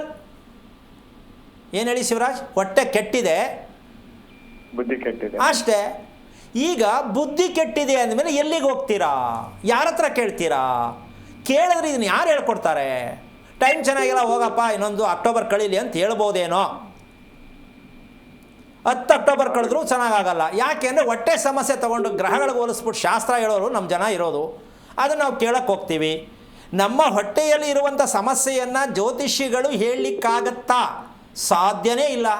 ನಾವು ಅವರನ್ನೇ ಕೇಳ್ತಿರೋದು. ನನಗೆ ಯಾಕೆ ಹಿಂಗೆ ಆಗ್ತಾಯಿದೆ ನೋಡಿ ಸ್ವಾಮಿ, ನಿದ್ದೆ ಸರಿಗೆ ಬರ್ತಾ ಇಲ್ಲ, ಬೇಜಾರಾಗ್ತಾಯಿದೆ, ಆವಾಗ ಸಿಕ್ಕಾಬಿಟ್ಟೆ ಸಿಟ್ಟು ಬರುತ್ತೆ ಅಂದರೆ ಅವ್ರೇನು ಮಾಡ್ತಾರೆ? ಕೈ ಲೆಕ್ಕ ಹಾಕ್ತಾರೆ. 7ರಲ್ಲವರೆ 9ರಲ್ಲವರೆ, ಇನ್ನೇನು ಬತ್ತಾವ್ರೆ, ಇನ್ನು 10 ಕೆಂಗೇರಿ ಹತ್ರ ಅವರೇ ನೀನು ಬಂದುಬಿಡ್ತಾರೆ ಅಂತ ಹೇಳ್ತಾರೆ. ಅವ್ರು ಬರೋಂಗೂ ಇಲ್ಲ, ಇವ್ರು ಹೇಳೋಂಗೂ ಇಲ್ಲ, ಹೇಳ್ತಾವ್ರು ಅಷ್ಟೇ. ಇದೇ ನಮ್ಮ ಜೀವನ, ನಮ್ಮ ದೇಶದ ಕಥೆನೇ ಇಷ್ಟು. ಅದಕ್ಕೆ ಅಣ್ಣ ನೀನು ಏನು ಮಾಡಬೇಕು ಅಂದರೆ, ಬೆಳಿಗ್ಗೆ ಹೇಳೋದು ಎಷ್ಟು ತಡವಾಗಿ ಹೇಳ್ತೀಯಾ? ಗುರುಜಿ ಬೆಳಿಗ್ಗೆ 6:15 ಎದ್ದೇಳ್ತೀನಿ. ಹೇಳಿಸ್ಬೇಕಾ? ಅಲಾರಾಮ್ ಕೊಡ್ಬೇಕಾ? ನೀನೇ ಹೇಳ್ತೀಯಾ? ಹಲೋ, ಅಲಾರಾಮ್ ಕೊಡ್ತೀಯಾ? ನಿಮ್ಮ ಹೆಂಗಸ್ರು ಹೇಳಿಸ್ತಾರಾ? ನಿಮ್ಮ ತಾಯಿ ಹೇಳಿಸ್ತಾರಾ? ಇಲ್ಲ ಇಲ್ಲ ನಾನೇ ಎದ್ದೇಳ್ತೀನಿ. ಒಂದು 6:15 ಹೇಳಕ್ಕೆ ಎದ್ಬಿಡ್ತೀಯಾ? ಎದ್ದೇಳ್ತೀನಿ. ಓಕೆ. ನಿಮ್ಮ ಮನೆಯಲ್ಲಿ ದೀಪ ಹಚ್ಚೋರು ಯಾರು? ಮನೆಯಲ್ಲಿ ದೀಪ ಹಚ್ಚೋರು ದೇವರ ಹತ್ರ ಯಾರು? ನಮ್ಮ ವೈಫೈ ಬರ್ತೀನಿ. ನಿಮ್ಮಮ್ಮ? ನಮ್ಮಮ್ಮ ಅವಾಗ ಒಂದೊಂದ್ಸರಿ ಹಚ್ತಾರೆ. ಅಂದರೆ ಜಾಸ್ತಿ ಹಚ್ಚೋ ನಿಮ್ಮ ಹೆಂಗಸ್ರಾ? ಹೌದು ಎಷ್ಟೊತ್ತಿಗೆ ದೀಪ ಹಚ್ತಾರೆ? ಹೌದೌದು ಗುರುಜಿ. ಅಲ್ಲ, ನಿಮ್ಮ ಹೆಂಗಸರು ಎಷ್ಟೊತ್ತಿಗೆ ದೀಪ ಹಚ್ತಾರೆ ಅಂದೆ? ಎಷ್ಟು ಟೈಮ್ಗೆ? ಗುರುಜಿ ಎಷ್ಟು ಗಂಟೆಗೆ ದೀಪ ಹಚ್ತಾರೆ ನಿಮ್ಮ ಹೆಂಗಸರು? ಬೆಳಿಗ್ಗೆ ಒಂದು 10 ಗಂಟೆಗೆ ಹಚ್ತಾರೆ ಗುರುಜಿ. ಸಾಕು. ಏನು ಹುಡುಗಾಟನ? ಏನು ಅಷ್ಟು ಬಿಸಿ? 10 ಗಂಟೆಗೆ ದೀಪ ಹಚ್ಚಿದ್ದೀನಿ, ಮಾಡಿದ್ರೆ ಒಳ್ಳೇದು, ಮಾಡ್ಕೋ, ಇಲ್ಲ ಹೋಗ ತಗೇನ್ಬಿಡೋದು. ಹಾಂ, ಲೆಕ್ಕ ಹಾಕೋ. ನಿಮ್ಮ ಶ್ರೀಮತಿಯವರಿಗೆ ಎಷ್ಟು ಮಟ್ಟಕ್ಕೆ ತಿಳ್ಕೊಂಡವ್ರು ಪಾಪ, ನೀವೆಷ್ಟು ಮಟ್ಟಕ್ಕೆ ತಿಳ್ಕೊಂಡಿದ್ದೀರಾ? ಯಾವಾಗಲೂ ಇಷ್ಟ ಬಂದಾಗ ದೀಪ ಹಚ್ಚಿದ್ರೆ ಗಂಡನ ಆರೋಗ್ಯ ಚೆನ್ನಾಗಿರುತ್ತೇನಪ್ಪ ಶಿವರಾಜ್? ಅದೇ ಗುರುಜಿ, ಅದೇ. ಗಂಡನ ಆಯಸ್ಸನ್ನು ವೃದ್ಧಿ ಮಾಡುವುದೇ ಹೆಣ್ಣು. ಎಣ್ಣೆ ಸ್ನಾನ ಸರಿಗೆ ಅಂದರೆ ಎಣ್ಣೆ ಬೇಗ ಸ್ನಾನ ಮಾಡಲ್ಲ, ದೇವ್ರಿಗೆ ದೀಪ ಹಚ್ಚಲ್ಲ ಅಂದರೆ ಎಷ್ಟೋ ಮನೇಲಿ ಗಂಡಸರು ಹೋಗ್ತಾರೆ. ಯಾಕೆಂದ್ರೆ ಮಲ್ಕೊ ಕಾಲು ಮಲ್ಕೊ ನಾನೇ ಹತ್ತೀನಿ, ಸದಾ ರೋಗ ಪ್ರಾಪ್ತಿ ಅಂತಾರಲ್ಲಿ. ಗಂಡಸು ಹೋಗಿ ಯಾರು ದೀಪ ಹಚ್ತಾರೆ, ಹೆಣ್ಣಿಗೆ ಶಾಪ ಬರ್ತಾ ಇರುತ್ತೆ, ನಿನಗೆ ಯಾವಾಗಲೂ ಇನ್ನು ರೋಗ ಜಾಸ್ತಿ ಆಗಲಿ ಅಂತ. ಯಾರ ಮನೆಯಲ್ಲಿ ಗಂಡಸರು ದೀಪ ಹಚ್ತಾರೆ, ಹೆಂಗಸರು ಜೀವನ ಪರ್ಯಂತ ಚೆನ್ನಾಗಿರಲ್ಲ. ನಮ್ಮ ಜನಕ್ಕೆ ಗೊತ್ತಿಲ್ಲ. ಯಾವತ್ತೋ ಒಂದು ಸಲ, ಇವತ್ತು ನಾನು ಹೇಳಿದ್ದೇನು, ಮನೆಯಲ್ಲಿ ದೀಪದ್ದೇ ಸಮಸ್ಯೆ. ಯಾಕೆ ಅಂದರೆ ಇಂಥ ಮನೆಗಳಲ್ಲಿ ಈ ಹುಡುಗ ಹುಟ್ಟಿರೋದು ಸ್ವಾತಿ ನಕ್ಷತ್ರ. ಇವರೆಲ್ಲ ಏನು ಅಂದರೆ ದೇವರಿಗೆ ಸತ್ತವರಿಗೆ ಒಂದೇ ಟೈಮಲ್ಲಿ ಪೂಜೆ ಮಾಡೋ ಅಭ್ಯಾಸ ಇವ್ರದ್ದು. ಶಿವರಾಜ್, ಅರ್ಥ ಆಯ್ತಾ? ಗುರುಜಿ ಅರ್ಥ. ದೇವರಿಗೂ ಸತ್ತವ್ರಿಗೂ ಏಕಕಾಲದಲ್ಲಿ ಪೂಜೆ ಮಾಡೋ ಅಭ್ಯಾಸ ನಿಮ್ದು, ಹೌದಾ? ಸತ್ತವರಿಗೆ ಮಾಡ್ತಕ್ಕಂಥ ಸಮಯದಲ್ಲಿ ಎಲ್ಲಿ ಮಾಡ್ತೀರಾ? ನಿಮ್ಮ ಮನೆಯಲ್ಲಿ ಹೌದು ಗುರುಜಿ. ಎಲ್ಲಿ ಮಾಡ್ತೀರಾ? ಸತ್ತವ್ರಿಗೆ ಜಾಗ ಯಾವುದು? ಮನೆಯಲ್ಲಿ ಅದೇ ಫೋಟೋ ಇಟ್ಬಿಟ್ಟು ಮಾಡ್ತಾರೆ ಗುರುಜಿ, ನಮ್ಮ ತಾತ ಅಜ್ಜಿಗೆಲ್ಲ. ಫೋಟೋಗಳು ಎಷ್ಟಿದೆ? 2 ಇದೆ ಗುರುಜಿ. ಈಗ ಅವತ್ತು ಪೂಜೆ ಮಾಡಿ ಮೇಲಕ್ಕೆ ಇಡ್ತೀರಾ ಅಥವಾ ಬೇರೆಲ್ಲಿ ಇಡ್ತೀರಾ ಅಥವಾ ಅಲ್ಲೇ ಇರ್ತೀರಾ? ಅವ್ರು ಅದೇ ಸಪ್ರೇಟ್ ಆಗಿ ಇಟ್ಟಿರ್ತೀವಿ ಫೋಟೋಗಳು. ಮನೆ ಬಾಗಿಲಿಗೆ ಏನು ಕಾಯಿ ಕಟ್ಟಿದ್ದೀರಾ? ಏನು ಕಟ್ಟಿದ್ದೀರಾ ನಿಮ್ಮ ಮನೆ ಬಾಗಿಲಿಗೆ? ಮನೆ ಬಾಗಿಲಿಗೆ ಏನು ಕಟ್ಟಿದ್ದೀರಾ ಒಳಗಡೆಗೆ ಒಳ್ಳೇದಾಗಲಿ ಅಂತ? ಅದು ಕುದುರೆ ಲಾಡಿ. ನೋಡಿ, ಬಂದರು ಶನೇಶ್ವರ ಸ್ವಾಮಿ ಎಂಟ್ರಿ. ಈಗ ಮುಗಿತಲ್ಲ. ಭೂಮಿಗೆ ಅಧಿಪತಿ ಯಾರು? ಕಮಾಂಡರ್ ಅಂದರೆ ಶನೇಶ್ವರ ಸ್ವಾಮಿ. ಈಗ ಇವ್ರ ಮನೇಲಿ ಸದಾ ಕಲಹ, ಬೇಜಾರು, ಆವೇಶ, ಟೈಮ್ ಸರಿಗೆ ಊಟ ಮಾಡೋಂಗಿಲ್ಲ, ಟೈಮ್ ಸರಿಗೆ ಮಲಗಂಗಿಲ್ಲ, ಗಂಡ ಹೆಂಡತಿ ಖುಷಿಯಾಗಿರೋಕ್ಕಾಗಲ್ಲ, ಒಬ್ಬರು ಮಾತೊಬ್ಬರು ಕೇಳೋಕ್ಕಾಗಲ್ಲ, ಮನೆ ತುಂಬ ಜನ ಇದ್ದರೂ ಪ್ರಯೋಜನ ಇಲ್ಲ. ಇದು ಇವರ ಮನೆಯ ಸ್ಥಿತಿ. ಯಾಕೆಂದರೆ ದೇವ್ರನ್ನ ಬಿಟ್ಟರು, ಸತ್ತವ್ರಿಗೆ ಏನು ಮಾಡಬೇಕು ಬಿಟ್ಟರು, ಮನೇಲಿ ಸತ್ತಿರೋರ ಫೋಟೋ ₹1 ಒಂದು ಇಟ್ಟರು, ಜೀವನ ಪರ್ಯಂತ ತಲೆ ಮೇಲೆ ಹಾಕ್ಕೊಂಡ್ರು ಕಲ್ನ. ಅಣ್ಣ, ಅರ್ಥ ಆಯ್ತಾ? ಬೇಜಾರಾಯ್ತಾ? ಇಲ್ಲ, ಅರ್ಥ ಆಯ್ತು ಗುರುಜಿ. ದಯವಿಟ್ಟು ಇದನ್ನು ನೀವು ಇವತ್ತೇ ಕೂತ್ಕೊಂಡು ಅಪ್ಪ ಅಮ್ಮನ ಕೂರಿಸ್ಬಿಟ್ಟು ನೀವು ಇಲ್ಲಿವರೆಗೂ ಮಾಡಿದ್ದು ಸಾಕಾಗಿದೆ. ದೊಡ್ಡವರು ಅಂತ ನಿಮ್ಮನ್ನು ಬಿಟ್ಟಿದ್ದು ನನಗೆ ತುಂಬ ಮೂರ್ಖತನ ಆಗಿದೆ. ನೀವು ದಯವಿಟ್ಟು ನಾವು ಹೇಳ್ದಂಗೆ ಕೇಳಿ ನಮ್ಮ ಹಿಂದೆ ಬಂದ್ಬಿಡಿ ಅಂತ ನೀವು ತೀರ್ಮಾನ ಮಾಡೋದೇ ಆದರೆ ನಿಮ್ಮ ಮನೆ ಲೈಟ್ ಆನ್ ಆಗುತ್ತೆ. ಮಾಡ್ತೀಯಾ? ಏನು ಮಾಡಬೇಕು? ನಿಮ್ಮ ತಂದೆ ತಾಯಿಯನ್ನು ಕೂರಿಸ್ಕೊಂಡು ಫಸ್ಟ್ ಹೇಳಬೇಕು, ದಯವಿಟ್ಟು ಇಲ್ಲಿವರೆಗೂ ನೀವು ಮಾಡಿ ಸಂಪ್ರದಾಯ ಎಲ್ಲ ಸ್ಟಾಪ್ ಮಾಡಿ, ನನ್ನ ಜೊತೆಯಲ್ಲಿ ಬನ್ನಿ, ನಾನು ಹೇಳಿದ್ದನ್ನು ದಯವಿಟ್ಟು ಮಾಡೋಣ, ಮನೇಲಿ ಎಲ್ಲರೂ ಚೆನ್ನಾಗಿರೋಣ ಅಂತ ಕನ್ವಿನಿಯನ್ಸ್ ಮಾಡಿ, ಜಗಳ ಮಾಡಬೇಡಿ, ಬೇಜಾರು ಮಾಡ್ಕೋಬೇಡಿ, ಅವನ್ನ ಕನ್ವಿನಿಯನ್ಸ್ ಮಾಡಿ. ಆಯಿತು ಅಂದರೆ ನೀವು ತೀರ್ಮಾನ ಮಾಡಿ ಅಪ್ಪ ಅಮ್ಮನ್ನು ಕರ್ಕೊಂಡು ನೀವು ಬಂದುಬಿಟ್ರೆ ಪೂರ್ಣವಾಗಿ ಪ್ರಸ್ತಾಪ ಹೇಳ್ಕೊಡ್ತೀನಿ. ಏನು ಎಲ್ಲಿಂದ ತಪ್ಪು ಮಾಡ್ಕೊಂಡು ಬಂದಿದ್ದೀರಾ, ಅದಕ್ಕೆ ರಿಪೇರಿ ಏನು ತಿಳ್ಕೊಳ್ಳಿ, ಎಲ್ಲ ಸರಿ ಹೋಗುತ್ತೆ, ಆರೋಗ್ಯನೂ ಸರಿ ಹೋಗುತ್ತೆ, ದಾಂಪತ್ಯನೂ ಚೆನ್ನಾಗಿರುತ್ತೆ, ಮನೇಲೂ ನೆಮ್ಮದಿ ಇರುತ್ತೆ. ಕುದುರೆ ಲಾಳ, ನಿಂಬೆಹಣ್ಣು ದೀಪ ಏನೇನು ಎಲ್ಲಿಂದ ತಗೊಂಬಂದು ಕಟ್ಕೊಳ್ಳೋದೆಲ್ಲ ಬೇಕಾಗಿಲ್ಲ. ಮನೆಯಲ್ಲಿ ಯಾವ ಕಾರಣಕ್ಕೂ ದೇವರನ್ನು ಬಿಟ್ಟು ಬೇರೆ ಏನೇ ಬಾಗಿಲು ಇಟ್ಟರೆ, ದೇವ್ರ ಹತ್ರ ಇಟ್ಟರೆ ದೇವ್ರ ಶಾಪನೇ ನಿಮ್ಮನ್ನು ಕಾಡಿಸ್ತಾ ಇರುತ್ತೆ. ದೇವರಲ್ಲದೆ ಬೇರೆ ಏನೂ ಇಡಬಾರ್ದು. ಇದನ್ನು ಸಂಪ್ರದಾಯವಾಗಿ ತಿಳ್ಕೊಳ್ಳಿ. ಒಳ್ಳೆಯದಾಗಲಿ. ಓಕೆ, ಧನ್ಯವಾದ ಕರೆ ಮಾಡಿದ್ದಕ್ಕೆ. ಇನ್ನೊಬ್ರು ಕಾಲರ್ ಇದ್ದಾರೆ ಗುರೂಜಿ, ಹೇಮಾವತಿ ಅಂತ ಶಿವಮೊಗ್ಗದಿಂದ. ನಮಸ್ತೆ. ನಮಸ್ತೆ ಮೇಡಮ್. ಯಾರ ಬಗ್ಗೆ ಕೇಳಬೇಕಿತ್ತು? ಮೇಡಮ್ ನನ್ನ ಮಗನ ಬಗ್ಗೆ ಕೇಳ್ಬೇಕಿತ್ತು ಮೇಡಮ್. ಅವ್ರ ನಕ್ಷತ್ರ ಹೇಳಿಮಾ. ಆರಿದ್ರ ನಕ್ಷತ್ರ, ಮಿಥುನ ರಾಶಿ. ಓಕೆ, ಗುರೂಜಿ ಇದ್ದಾರೆ, ಹಲೋ ಮಾತಾಡಿ. ಗುರುಜಿ ನಮಸ್ತೆ ಗುರುಜಿ. ನಾನು ನಿಮ್ಮ ಪಕ್ಕ ಅಭಿಮಾನಿ ಗುರುಜಿ. ಯಾವುದ್ರಲ್ಲಪ್ಪ ಅಭಿಮಾನಿ? ಚಾನಲ್ ಕೂತ್ಕೊಂಡು ನೋಡ್ತಿರಲ್ಲ ಅದೇ ಅಭಿಮಾನಿನಾ? ನಿಜವಾಗ್ಲೂ ಗುರುಜಿ, ನಾವು ಹೊರಗಡೆ ಹೋದ್ರು 4:00 ಎಷ್ಟೊತ್ತಿದ್ರು ಮನೆಗೆ ಬಂದೇ ಬಿಡ್ತೀವಿ ನಿಮ್ಮ ಪ್ರೋಗ್ರಾಮ್ ನೋಡ್ಲಿಕ್ಕೋಸ್ಕರನೇ. ಏನರ್ಥ? ನೀವ್ ಹೇಳೋ ಒಂದೊಂದು ಮಾತು ಖಂಡಿತ ಸತ್ಯ ಗುರುಜಿ. ಸತ್ಯ ಹೇಳೋದು ಸರಿ, ನಡ್ಕೋಬೇಕಲ್ಲ. ಹೌದು ಗುರುಜಿ, ಅದೇ ನಾವು ಮಾಡ್ತಿರೋ ತಪ್ಪು. ಸದ್ಯ ಅಷ್ಟು ಗೊತ್ತಾಗ್ಬಿಟ್ರೆ ಸಾಕು. ಸಿನಿಮಾ ನೋಡ್ಕೊಂಡು ಬರ್ತಾರೆ, ಈಚೆಗೆ ಬಂದ ತಕ್ಷಣ ಮಾಮೂಲಿನೇ, ಅದು ಅಲ್ಲೇ ಹೋಯ್ತು. ಹೌದು. ಓಕೆ, ಈಗ ನೀವು ಎಷ್ಟು ವರ್ಷ ನಿಮಗೆ? ನನ್ನ 42 ವರ್ಷ ಗುರುಜಿ. ಎಷ್ಟು ವರ್ಷ ಆಯ್ತು ಮದುವೆ ಆಗಿ? ಮದುವೆಯಾಗಿ 19 ವರ್ಷ ಆಯ್ತು. ಯಾವ ವಾರ ಮದುವೆ ಆದ್ರಿ? ಸೋಮವಾರ. ನೀವು ಹುಟ್ಟಿದ್ದು ಗೊತ್ತಿಲ್ಲ ಗುರುಜಿ. ಏನು ಓದಿದ್ದೀರಾ ನೀವು? SLC ಓದಿದ್ದೀನಿ. ನಿಮ್ಮ ಮನೇಲಿ ಒಟ್ಟು ಎಷ್ಟು ಜನ ಇದ್ದೀರಾ? ನಾನು, ನನ್ನ ಮಗ, ನನ್ನ ಮಗಳು, ನನ್ನ ಮನೆಯವರು 4 ಜನ ಇದ್ದೀವಿ. ನಿಮ್ಮ ಮಗನ ವಯಸ್ಸೆಷ್ಟು? 14 ವರ್ಷ ಗುರುಜಿ. 14. ನೀವು ಹೇಳ್ದಂಗೆ ಅವ್ನು ಕೇಳ್ತಾನ, ಅವ್ನು ಹೇಳ್ದಂಗೆ ನೀವು ಕೇಳ್ತೀರಾ? ಗುರುಜಿ ಕೇಳೋದೇ ಇಲ್ಲ ಮಾತು. ನಾನು ಅದನ್ನೇ ಹೇಳ್ತೀನಿ, ನನಗೆ ತಿರ್ಗಿಸಿ ಹೇಳಿದ್ರೆ ಅವನು ಹೇಳ್ದಂಗೆ ನೀವು ಕೇಳಬೇಕು. ಹೌದು ಗುರುಜಿ. ಈಗ 14 ವರ್ಷ, ಒಂದು 25 ವರ್ಷದ ಆಂಟಿಗೆ ಲವ್ ಲೆಟ್ರ್ ಬರೆದ್ರೆ ಒಪ್ಪತ್ತೀರಾ? ಹೆಂಗಾಗುತ್ತೆ ಗುರುಜಿ? ಅಲ್ಲ, ಹೆಂಗಾಗತ್ತೆ ಅಂದರೆ ಅವ್ರು ಮಾಡ್ತಾರೆ ನೋಡ್ರಿ. ನಿಮ್ಮ ಮಗನಿಗೆ 14, 24, 25 ವರ್ಷ ಆಂಟಿಗೆ ಲವ್ ಲೆಟ್ರ್ ಬರೀತಾನೆ, ಕಿಟಕಿಲಿ ಹಾಕ್ಬಿಟ್ಟು ಬರ್ತಾನೆ ಐ ಲವ್ ಯು ಅಂತ. ಅದಕ್ಕೆ ಭಯ ಆಗುತ್ತೆ ಗುರುಜಿ. ಯಾಕೆ ಭಯ? ಇದು ಒಳ್ಳೆ ಕತೆ ಅಲ್ಲ.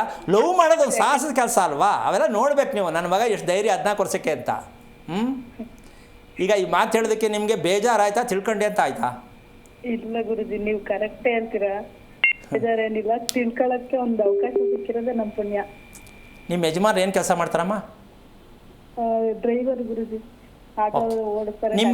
ನಿಮ್ಮ ಮನೆ ಎಷ್ಟು ವರ್ಷದ್ದು?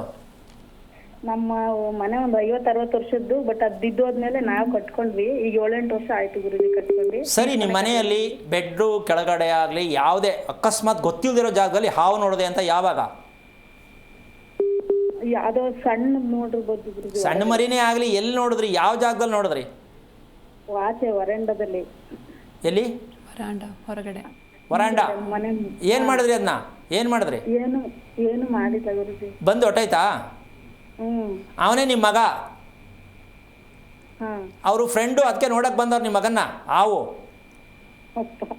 ಯಾಕೆ ಫ್ರೆಂಡ್ ಆಯಿತು ಅಂದರೆ ನಿಮ್ಮ ಯಜಮಾನ್ರ ಕೇಳಿ ಯಾವಾಗ ಹತ್ಸಿದ್ದಪ್ಪ ಆಟೋನ ಅಂತ. ಇರ್ಬೋದಲ್ಲ, ಇರ್ಬಹುದು ಅಲ್ಲ, ಕ್ವಶನೇ ಇಲ್ಲ ಅಲ್ಲಿ. ಆಟೋ ಯಾವಾಗ ಗೊತ್ತಿಲ್ಲದೆ ಹತ್ತಿಸ್ತಪ್ಪ ಪುಣ್ಯಾತ್ಮ ಅಂತ ನಿಮ್ಮ ಯಜಮಾನ್ರ ಕೇಳಿ. ಅಥವಾ ಬೇಜಾರಿಗೆ ಯಾವಾಗಾದ್ರು ಎಲ್ಲಿ ಹೊಡೆದೆ ಹೋಗಿ ಅಂತ ಕೇಳಿ, ಬೇಜಾರಿಗೆ ಹೊಡೆಯೋದು ಹೆಂಗೆ ಅಂತ ತಿಳ್ಕೊಳಕ್ಕೆ. ಈ ಥರ ನಡೆದಿರೋ ಒಂದು ಕ್ರಿಯೆಯಲ್ಲಿ ಮಕ್ಕಳು ಹುಟ್ಟುತ್ತಾರೆ. ರಿಪೈಂಡ್ ಮಾಡೋಕ್ಕೆ, ನೀವು ರಿಪೇರಿ ಮಾಡೋಕ್ಕೆ ಇದನ್ನು ನೋಡು, ಜೀವನ ಎಲ್ಲ ದುಡಿ, ಕಾಸು ಉಳಿಬಾರ್ದು, ನಾನು ಆರೋಗ್ಯವಾಗಿ ಇರಬಾರ್ದು, ನಿಮ್ಗೆ ತೊಂದರೆ ಕೊಡೋಕ್ಕೆ ಹುಟ್ಟಿದ್ದೀನಿ. ಅವನು ನೋಡೋ ನೋಟಕ್ಕೆ ನೀವು ಎದ್ರಕೊಂಬಿಡ್ಬೇಕು. ಅವ್ನು ನೋಡೋದು ಚೆನ್ನಾಗಿ ಕಾಣಿಸ್ತಾನೆ ಮನೆಗೆ? ಎದ್ರಕೋಬೇಕು ನೀವೇ ಅವ್ನು ನೋಡೋ ನೋಟಕ್ಕೆ, ಹೌದಲ್ವಾ? ಅದೇ ಸರ್ಪದೇವತೆ. ಮಗಳು ಅದೇ ನಕ್ಷತ್ರದಲ್ಲಿ ಹುಟ್ಟಿದ್ದಾಳೆ. ಅಯ್ಯೋ ಅಮ್ಮ, ಮುಂದಕ್ಕೆ ಹೋಗ್ಬೇಡತ್ತ. ಇದೇ ಒತ್ಕೊಳಕ್ಕೆ ಆಯ್ತಲ್ಲ. ಇನ್ನು ಮಗಳ ಬಗ್ಗೆ ಯಾಕೆ ಹೇಳಿ ನಾನು? ಒಂದು ತಿಳ್ಕೊಳ್ಳಿ, ಇಬ್ಬರೂ ಮಕ್ಕಳು ಒಂದೇ ನಕ್ಷತ್ರ ಹುಟ್ಟವ್ರೆ ಅಂತಿದ್ರು ನೀವು ಹಿಂಗೆ ಮಂಡತನದಲ್ಲಿ ಕುತ್ಕೊಂಬರಿ ಟಿ ವಿ ನೋಡ್ತೀನಿ 4 ಗಂಟೆ ಕೂತ್ಕೊಂಡು ಅಂದ್ರೆ ಏನು ಸುಖ? ನಮ್ಮ ಹರಿಕತೆ ಕೇಳ್ದಂಗೆ ಆಯಿತು. 10 ವರ್ಷ ನೋಡೋರು ಬೇಕಾದಷ್ಟು ಜನ ಕಾಯ್ಕೊಂಡವ್ರು ಇನ್ನೊಂದು ಅನುಮಾನದಲ್ಲಿ 10 ವರ್ಷದಿಂದ ನೋಡ್ತಾ ಇದ್ದಾರೆ. ಅಲ್ಲ ಸರಿನಾ ತಪ್ಪ? ನಾಳೆ ಏನಾದ್ರು ಬೇರೆ ಹೇಳ್ಬೋದಾ ಅಂತ ಕಾಯ್ತಾರೆ. ಈ ಥರದ ಅನುಮಾನಗಳು ಇಟ್ಕೊಂಡೇ ಮಕ್ಕಳು ನಿಮ್ಮ ಮಟ್ಟಕ್ಕೆ ಕಾತಾರೆ. 14 ವರ್ಷದ ಮಗುಗೆ ತಿರುಗಿಸೇಳೋ ಮಟ್ಟಕ್ಕೆ ನೀವು ಇಟ್ಕೊಂಡಿದ್ದೀರಾ ಅಂದರೆ ಮಗು ತಪ್ಪ ನಿಮ್ಮ ತಪ್ಪ? ಅವನಿಗೆ 14 ವರ್ಷಕ್ಕೆ 14 ಸಲ ಮೃತ್ಯುಂಜಯ ಹೋಮ ಮಾಡಿಸ್ಬೇಕಿತ್ತು, ಪ್ರತಿ ವರ್ಷಕ್ಕೊಂದು ಸಲ. ಯಾವಾಗ ಟೇಪ್ ಕಟ್ ಮಾಡಿಸ್ತೀರಾ? Birthday, happy birthday. ಅದು ಯಾರಿಗೆ ಹ್ಯಾಪಿನೋ ಅವ್ರನ್ನೇ ಕೇಳಬೇಕು. ಮಗುಗೂ ಹ್ಯಾಪಿ ಇಲ್ಲ, ಅವ್ರಿಗೂ ಹ್ಯಾಪಿ ಇಲ್ಲ. ಆಮೇಲೆ ಹ್ಯಾಪಿ ಬರ್ತ್ಡೇ, ಆಹಾ ಎಂಥ ಅದ್ಭುತವಾದ ಪವಾಡ ಜನ ರೀ ನಮ್ಮ ಜನ. ಹ್ಯಾಪಿ ಯಾರಿಗಮ್ಮ ಹ್ಯಾಪಿ? ಅಪ್ಪ ಅಮ್ಮನಿಗೆ ಮಗುಗ ಇಬ್ಬರಿಗೂ ಇರಲ್ಲ ಗುರುಜಿ. ಆದರೂ ಹ್ಯಾಪಿ ಅಂತಾರೆ. ಏನೋ ಕಷ್ಟಪಟ್ಟು ಕೇಕ್ ತಂದು ಏನೋ ಮಾಡಿಬಿಟ್ಟು ಒಬ್ಬ ಖುಷಿಯೋ ಖುಷಿ. ಅಮ್ಮ ಬರ್ತ್ಡೇ ಚೆನ್ನಾಗಿ ಮಾಡ್ತೀರಾ ಗ್ರ್ಯಾಂಡಾಗಿ? ಅವನು ಈ ಖುಷಿಗೆ ಮಾಡ್ತೀವಿ ಮತ್ತೆ ಮನೇಲಿ. ಅವ್ನ ಖುಷಿಗೆ 28 ವರ್ಷದೊಳಗೆ ಆಂಟಿಗೆ ಲವ್ ಮಾಡ್ತೇನೆ ಅಂದಿದ್ದು ನಾನು. ಆವಾಗ ನೀವು ಎಸ್ ಅನ್ನಲೇಬೇಕು. ಈ ಮಾತನ್ನು ಹೇಳಿದ್ದೀನಿ ಅಂದರೆ ನೀವು ಯೋಚನೆ ಮಾಡಬೇಕು, ಪ್ರಪಂಚದಲ್ಲಿ ಯಾರು ಈ ಥರ ಮನೆ ಹಾಳಾಗೋ ಮಾತು ಹೇಳ್ತಾರ ಅಂದ್ರೆ ಅದು ನಾನು ಮಾತ್ರ ಹೇಳೋದು. ಯಾಕೆ ಅಂದರೆ ಅಪ್ಪ ಅಮ್ಮ ತಿಳ್ಕೊಳ್ಳಿ ಅಂತ. ಈ ಮಟ್ಟಕ್ಕೂ ನನ್ನ ಮಗ ಹೋಯ್ತಾನಾ? ಅಲ್ಲ, ಹೋಗಿರ್ತಾನೆ. 14 ವರ್ಷಕ್ಕೆ ಸಾಧ್ಯನಾ? ಸಾಧ್ಯ ಇದೆ. ವಯಸ್ಸು ಮೇಲೆ ಅಲ್ಲ ಇವತ್ತು ಸೆಕ್ಸು, ಮನಸ್ಸಿನ ಮೇಲೆ ಇರೋದು. ನಮ್ಮ ಜನ ತಿಳ್ಕೊಂಡಿರೋದೇ ತಪ್ಪು. ನನ್ನ ಮಗಳು ಇನ್ನೂ ಚಿಕ್ಕವಳು, ನನ್ನ ಮಗ ಇನ್ನೂ ಚಿಕ್ಕವನು, ಅವನು ಚಿಕ್ಕವನು, ಅವಳು ಚಿಕ್ಕವಳು. ಮನಸ್ಸು ಚಿಕ್ಕದಲ್ಲ. ಹೌದಾ ಅಲ್ವಾ ತಾಯಿ? ಯಾಕೋ ಡಲ್ ಆಗ್ಬಿಟ್ಟಲ್ಲ? ಇಲ್ಲ ಇಲ್ಲ ಗುರುಜಿ, ಹೇಳಿ ಗುರುಜಿ. ಅಮ್ಮ, ಅವನು ಊಟ ತಿಂತಕ್ಕಂಥದ್ದು ಒಂದನ್ನು ನೀವು ತೋರಿಸ್ಕೊಟ್ಟಿರೋ ಸಾಕಾಗಿತ್ತಮ್ಮ. ಊಟ ತಿನ್ನೋದೇ ಗೊತ್ತಿಲ್ಲ ಅವನಿಗೆ, ನಿಮಗೂ ಗೊತ್ತಿಲ್ಲ. ಹೆಂಗಮ್ಮ? ಅದಕ್ಕೆ ನಿಮ್ಮ ಮನೇಲಿ ಒಟ್ಟಿಗೆ ಇಬ್ಬರು ಹುಟ್ಟಿದ್ದು ಆರಿದ್ರಾ ನಕ್ಷತ್ರಕ್ಕೆ. ನಿಮ್ಮ ಗಂಡ ಹೆಂಡತಿಗೆ ಊಟದ ಕ್ವಾಲಿಟಿನೇ ಗೊತ್ತಿಲ್ಲ. ಹೆಂಗೋ ಸುಮ್ಮನೆ ನುಂಗೋದು ಅಷ್ಟೇ, ತಿನ್ನೋದಲ್ಲ ನುಂಗೋದು. ಹೌದಾ ಅಲ್ವಾ? ಹೌದು ಗುರುಜಿ. ಹಾಂ, ನೋಡಿ, ಇನ್ನು ಮಕ್ಕಳು ಆರೋಗ್ಯವಾಗಿ ಎಲ್ಲಿ ಹುಡ್ತಾರೆ? ನುಂಗೋರಿಗೆ ಚೆನ್ನಾಗಿ ಒಗಿಬೇಕು. ನುಂಗೋರಿಗೆ ಮಕ್ಕಳು ಚೆನ್ನಾಗಿರೋರು ಹುಟ್ಟಲ್ಲ. ಕೈ ಕಾಲೆಲ್ಲ ಸೋತು ಅಳ್ಳಾಡ್ತಾ ಇರ್ತದೆ, ಮಗು ಅಳ್ಳಾಡ್ತಿರ್ತದೆ. ನೀವೇನು ತಿನ್ಸಿದ್ರು ದಪ್ಪ ಆಗಲ್ಲ ಅದು. ಬೋರ್ಮಿಟಾ, ಹಾರ್ಲಿಕ್ಸು ಕೊಡಿ, ಯಾರು ಬೇಡ ಅಂತಾರೆ. ಒಳಗಿರಬೇಕಲ್ಲ ಚೆನ್ನಾಗಿ. ಮೇಲೆ ನೀವು ಕೊಟ್ಟರೆ ತಿಳ್ಕೊಳ್ಳೋ ಪ್ರಯತ್ನ ಮಾಡಿ, ಯೋಚನೆ ಮಾಡಬೇಡಿ, ಹೆದರ್ಕೋಬೇಡಿ. ಎರಡೂ ಮಗು ಆರಿದ್ರಾಕೆ ನಮ್ಮ ಮನೆಗೆ ಏನಕ್ಕೆ ಬಂತು ಅಂದರೆ, ನಿಮ್ಮ ಗಂಡ ಪಾಪ ಕಷ್ಟಪಡ್ತಾರೆ. ಏನು ಕಷ್ಟಪಟ್ಟರು ಮುಂದಕ್ಕಂತೂ ಹೋಗಿಲ್ಲ, ಅಲ್ಲೇ ಇದ್ದಾರೆ. ಒಂದು ಕರೆಕ್ಟಾಗಿರೋ ಒಂದು ಮನೆ ಅಂತ ಕಟ್ಕೊಂಡಿದ್ದೀವಿ ಅಂದರೆ, ಆ ಮನೇಲಿ ಎಷ್ಟರ ಮಟ್ಟಿಗೆ ನೀವು ಕಟ್ಟಕ್ಕೆ ಮುಂಚೆನೇ ಈ ವಿಚಾರ ಮಾಡಿಬಿಟ್ಟಿದ್ರೆ ನೀವು ಮನೆ ಕಟ್ಟಕ್ಕೆ ಹೋಗಬೇಕಾಗಿರ್ತು. ತಪ್ಪು ನೀವು ಮನೆ ಕೈ ಹಾಕಿದ್ದು.